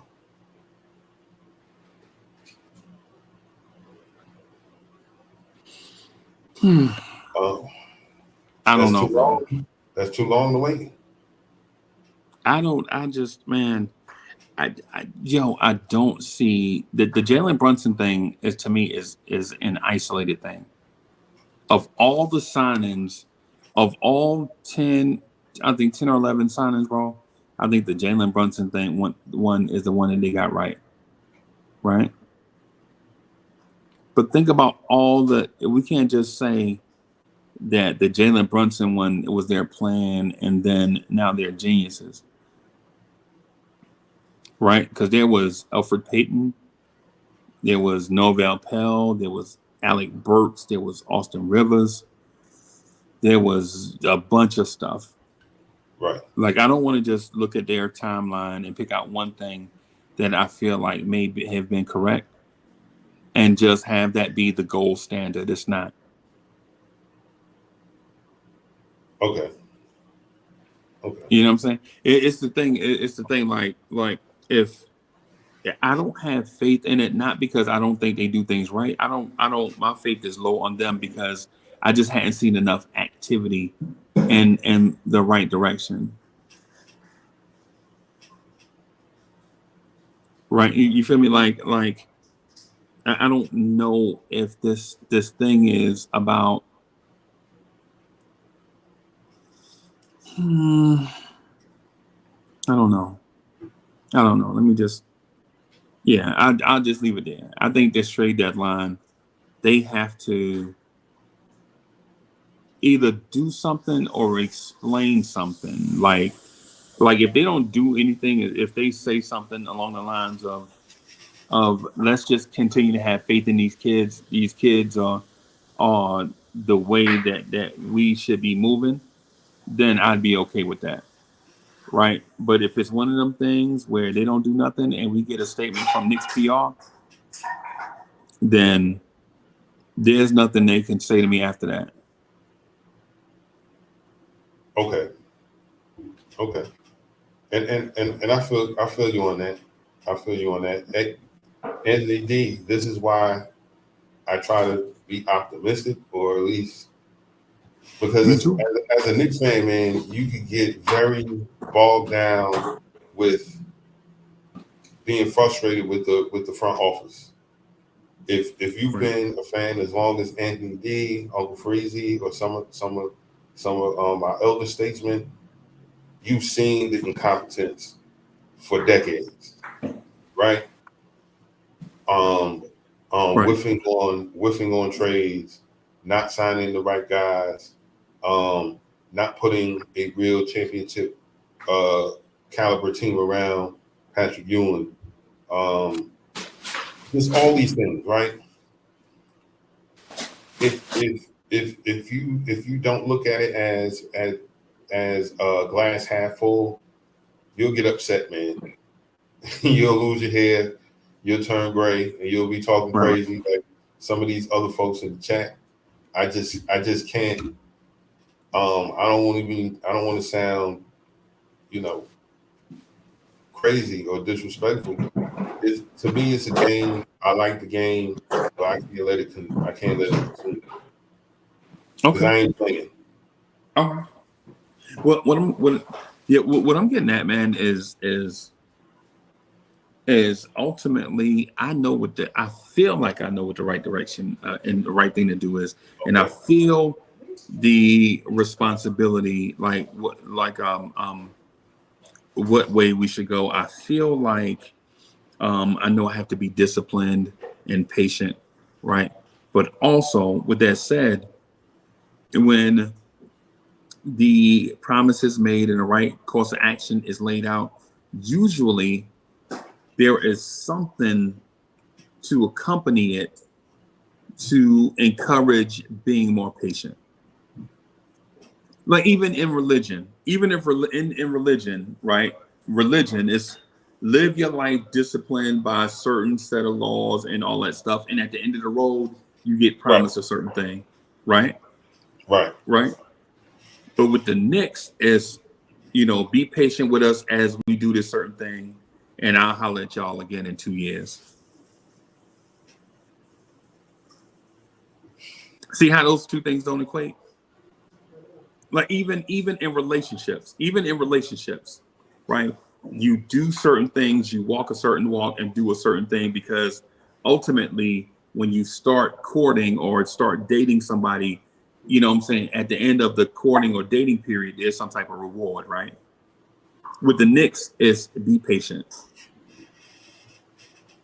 Notice how nothing follows? Mm-hmm. Notice how nothing follows, right? The thing is we're working on building a championship level team. And this is lawyers and PR departments saying all these different things, right, on what to say. But there is no reward for your patience. And that's where we are right now. And that's why I feel like a lot of people are saying that the Knicks have to do something at the deadline, because for the most part, unlike other organizations, for the most part, I think this stitch of time for Knicks fans, this is from about 2019 till today. This is the most patient this Knicks fan base has ever been, period. And I've watched other stitches of time. I was around in the early 80s when the Knicks sucked. Right. I was around in the early 2000s when the Knicks sucked. Right now. And in the early 80s, Knicks fans were storming the gate. Like, if something don't happen, we just gonna stop coming to games. Right? Early 2000s, people was like, if you don't do, or not early 2000s, but mid 2000s or whatever, people was like, yo, if you don't do something, we just gonna stop coming. Right. If you don't go get us a star, we just not gonna participate no more. And right now, since like 2019 till today, even though you've seen a slow climb from being the worst to, say, middle of the pack, Knicks fans have been super patient. right? But so from 2019 to today is 2023, right? Yes, In those sir. 4 years, what has been the reward for your patience?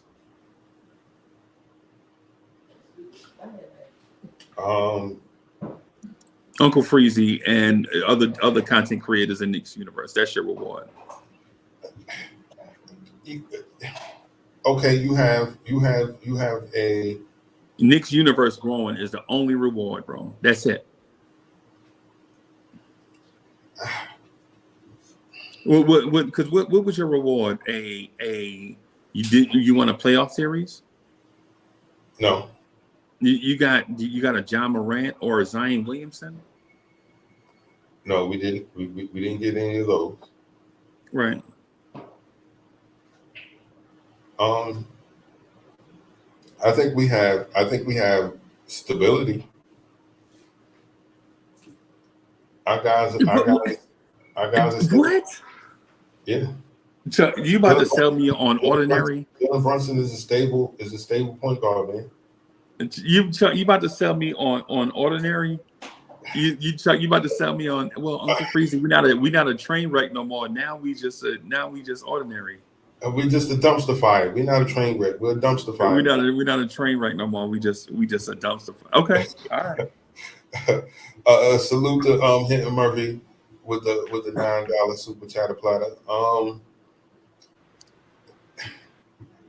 Again, man, I'm looking at it from a standpoint of we went from 2 seasons of Elfrid Payton, followed by a season of Alec Burks at the point guard. Makes no sense whatsoever. Now you got a guy. Now, was I all in on Jalen Brunson when that name came up? He's too short. And he's never been the leader of the team, right? Yeah, he has college accolades, but that's college. This is the NBA, blah, blah, blah, blah. Right.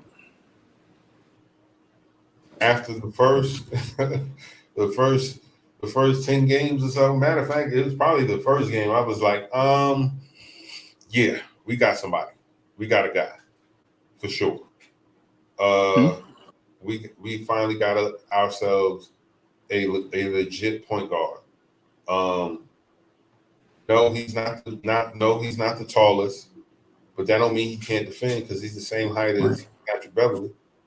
Yeah, and no one he's just short. Yeah, so and as you can see, when he's not there, fourth quarter is an issue. It's like that escape song. Who you going to run to? Who you giving the ball to? Who's going to? You mean that Jones Girl song? Oh man, it's really, they made it their song.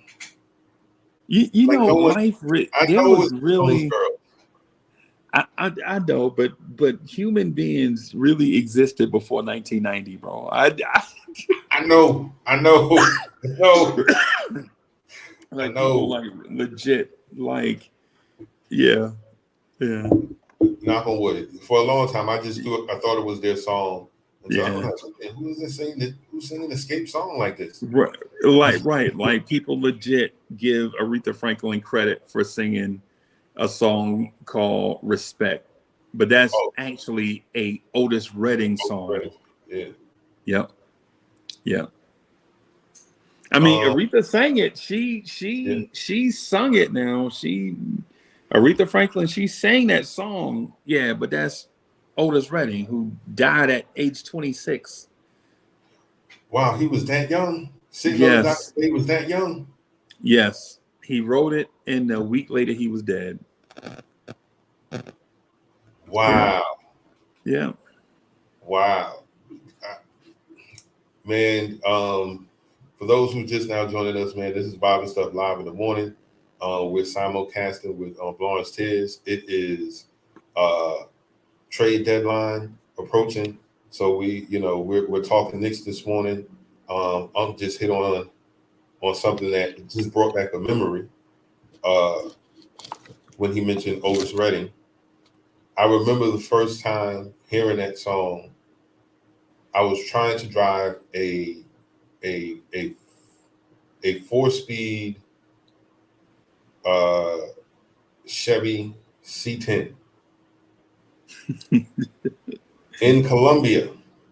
What was it? Sky blue? It was like a rusty looking red, or could have been orange. Could have been orange. Could have been. Might have been brown. I don't know. I don't know what color that truck was. It was faded and decayed. It smelled like fish and boots and, and all kinds of nonsense on the inside. And I'm riding with a gentleman by the name of Mr. Henry. Rest in peace, Mr. Henry. He said, "Young fella, I'm gonna need you to drive, man. My bunions is killing me." Yeah. I said, Mr. Henry, man, I don't know how to drive. I don't know how to drive stick, man. Them older fellas used to wear church shoes everywhere. Remember that? They used to wear church shoes everywhere. But the thing about it nowadays, like nowadays, things that existed then don't exist now, or people don't use them now. Like back then, the old fella used to be like, "Man, I need to go to the store and buy me another shoehorn. I don't know what I did with my shoehorn." And nowadays, when you say shoehorn to like somebody young, they're like, "Why is you wedging your foot in a shoe that don't fit anyway?"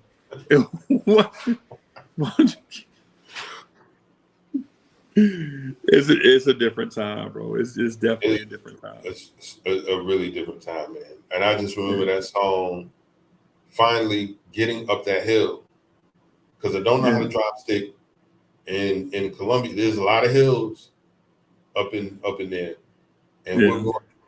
Man, I rolled down that hill because I kept stalling out, man.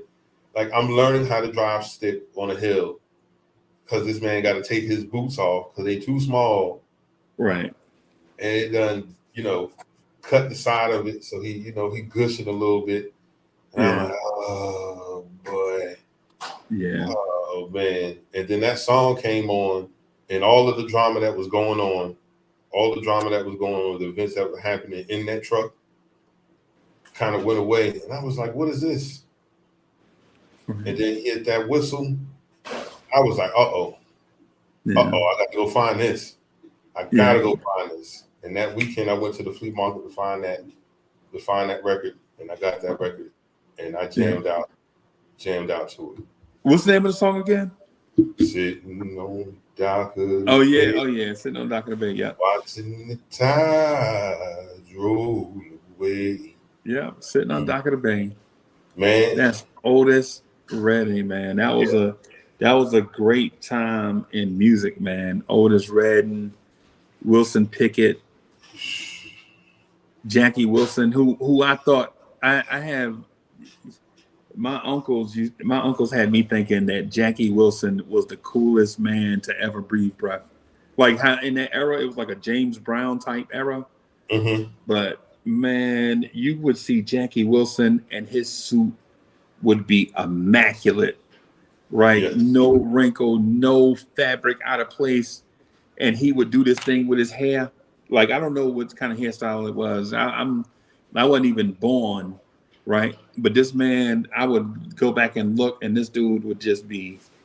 I'm talking about Jackie Wilson, his prime. Jackie Wilson out of his prime. I was alive for that. But man, you talking about, man, yes. But anyways, what the Knicks are gonna do, bro? I think a lot of us just want us to have this sense that our organization is competent, right? The Dallas Mavericks had nothing to work with in a Kyrie Irving deal, and they made a way out of no way in order to get Kyrie Irving, right? And so the Knicks are armed with resources, but are they going to do something? You know what I'm saying? Who knows? I don't think we're going to get the big deal. I don't think we're going to get a Kyrie Irving type trade right now. And when I say Kyrie Irving type trade, a big name in this short window. Yeah, that's not what I'm saying though. Oh, what I'm saying I apologize. is, go ahead. No, what I'm saying is Dallas find a creative way to use their resources. That got them Kyrie Irving. Can the Knicks find a creative way to use their resources? Oh, for sure. You think this front office can find a creative way to use their resources? I think they can. We've watched moves made, draft day that had us scratching our heads.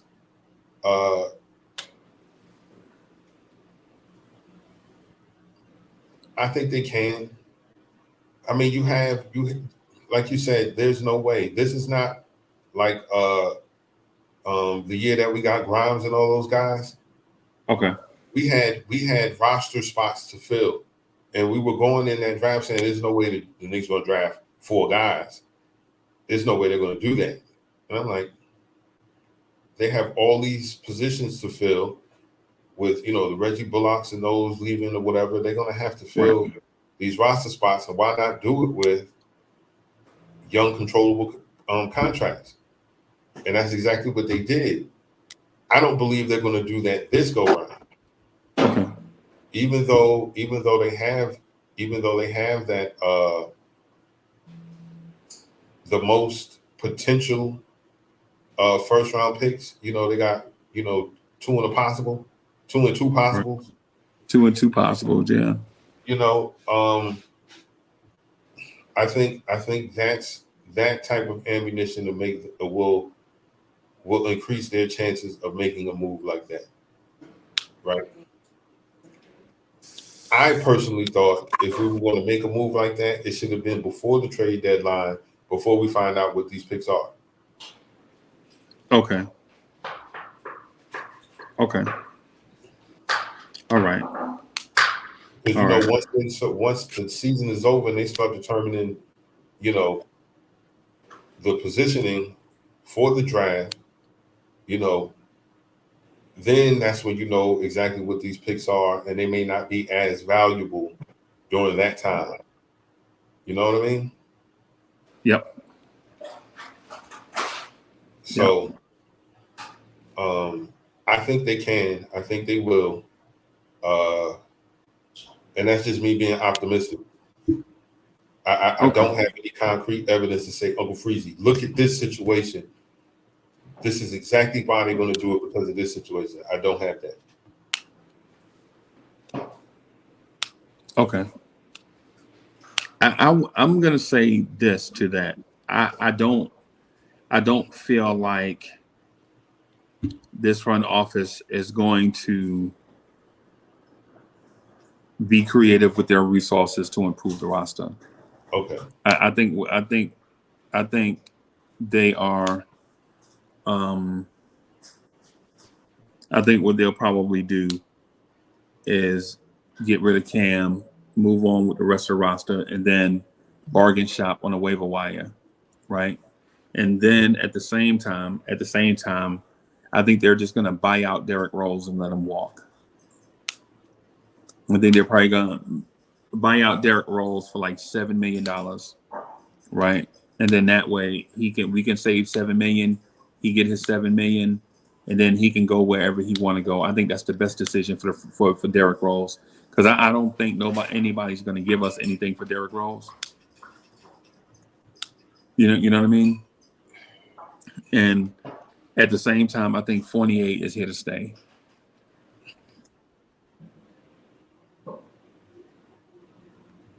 Yeah. It's just one of those things. I hate for it to be that way, Chuck. I think that's what it is. The two minor moves. Now, we won't get anything in return for Cam Reddish, like significant. I think they're going to take draft picks instead of players, and I think they're going to buy out Derrick Rose. And then what do you do with those two empty roster spots? I think they're going to go out and get a random scrap heap big man and another 6'4" guard. And that is your acquisition at the trade deadline. Do we need another 6'4" guard? Yeah, I don't. Do we need another 6'4" guard? I don't know. Another big man, a versatile big man, a 4/5 big man would be helpful. Somebody off the scrap heap. Right. Definitely someone off the scrap heap, but preferably a veteran that has a little bit of offensive something that he can pass along to those guys during practice. I'm trying to read these comments, but they're kind of moving kind of fast. All right. So David L says, can buy out the $7 million left players get paid every 8 weeks? Okay. I was just using that as an example, y'all. But buying out Derrick Rose for the remainder of his contract is what they'll negotiate. Nobody knows the exact dollar amount. Like, we don't know what the exact dollar amount is because we don't know what Derrick Rose will accept, right? So I use that as an example. The buyout thing is real. The exact dollar amount, who knows? Right. You don't know the exact dollar amount. That's why I was, speculating on the dollar amount. But it is what it is. Either way, buy out Derrick Rose, trade Cam Reddish, bargain bin shop on bargain bin shop for a free agent that can come in and help us. Right? Maybe cut somebody at the end of the roster, and then bring in another guy.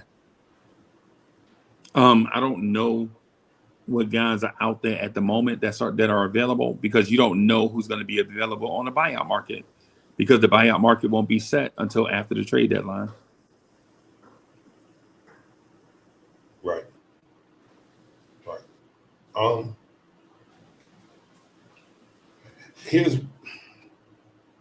I'm afraid. I am a little cautious. I'm not going to say afraid of having all of this capital to make a move, and the person that you want, or the guys that you think can take us to another level, aren't available, and you use those resources to acquire something else.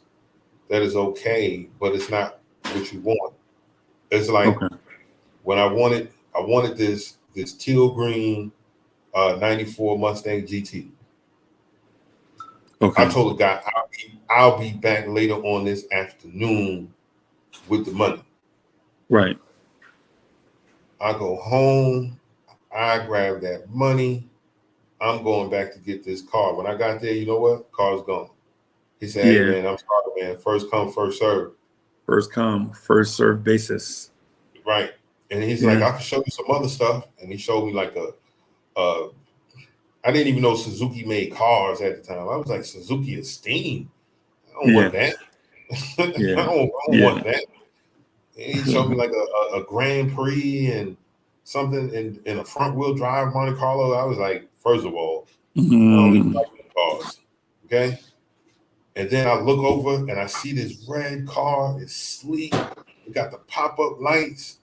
And I was like, yeah, Ford Pro. I found out it wasn't what I wanted. It was not what I wanted. But it was what was there. I had the money. I saved a couple of bucks. Well, a lot of money. I saved like $2,000. Trying to get that car. And I remember when I went to drive it home, man, I felt so good until a Mitsubishi Galant passed me and I couldn't catch it. Oh, Yeah. what did I do? Now what did you What do? did I do? And that's why I'm feeling like I don't want our front office to be that. You know what I'm saying? Have your eye on something. It doesn't happen. And then now you're scrambling for the next move. And then you get a Ford Probe. And you walk it and you bring it out to the press conference all shiny and glistening. Right. And once we see it in action, we're like, oh, man, you could have got a Honda Civic. Yeah. This car is trash. Yeah, man. Yeah. Yeah. Yeah. So that's my only concern. Oh boy. Yo, I'm getting these wild, what are the Knicks gonna do texts? And these aren't people that are Knicks fans. Yeah. Yeah. Man, yeah. I mean, yo, we was standing at the light and dudes are like, yo, what are we gonna do at the deadline? And me and the people I were with were like the same thing we do at every deadline. Bargain shop. We're doubling that. Man, listen, Tibbs and Leon Rose are bosom buddies, bro. They are hunkered in. They are anchored into what they want to do right now. They believe in where they're going right now. Right? They believe in it. They believe in where the direction where they're going. So if they can't get somebody to fit where it is that they're going, they ain't doing nothing. You know what I mean? They not doing. Right. They ain't doing nothing, bro.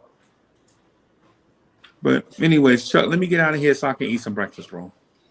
Hey man, I'm gonna get out of here, eat some breakfast, enjoy, man. Finish enjoying. Greeny is around here somewhere, bro. Greeny around here. Salute to the Florida Knicks family. All of y'all, man. All of y'all, all my people in Florida, wherever y'all are, Orlando, Tampa. All of y'all, man, it was exciting and fun to meet all of y'all and just hang out and kick it, man. It was an exciting time. I'm gonna do a late breakfast and then go out here by this. Let me show you what I'm talking about, y'all. I'm gonna y'all be patient with me. I'm gonna show y'all what I'm talking about. there you go, Freezy, stun on us. There we go. Oh, look at that there. Yeah, man. I'm gonna go out here by this pool. Yeah. The personal joint. So we got the little joint out here, man. It's nice out here. Got the pool, man. I'm gonna go out here and hang out. Yeah, by this. Look at this water, Chuck. Chuck, look at this water, bro. Oh. Yeah, man. So I'm gonna finish enjoying the day. Probably eat breakfast out here, and probably take one of those 50-something naps that I take during the daytime, man, and maybe eat some food or something and relax. And then I'll get on later, probably in a couple of hours and do the trade deadline joint. I gotta do that every day. So Okay. I'm gonna probably do that in a few hours, man. All right. Listen, Yeah, man. man. Guys, man. I thank everybody for joining us. To the Vibesters, hey man, we have to talk Knicks trade deadline stuff because it's the most important thing to us right now. Yeah. Thank you for joining us. If it's your first time with us, man, make sure you hit that like and subscribe. If you're watching this over on the Blanche Tiz Network, man, make sure you hit that like button. Yeah. We'll be back tomorrow on Vibes and Stuff. Same time. Uncle will be back later on this afternoon. On Yeah, I'm gonna Blanche be back Tiz. on later this afternoon at some point. Until Yeah, so then, it's about 11 something. So maybe about 2:30, something like that. Take a little nap, watch some investigation TV or something, and then jump back on for like 2 or 3 hours. yes, sir. All right, y'all. All right, ladies and gentlemen. All right, peace. Peace.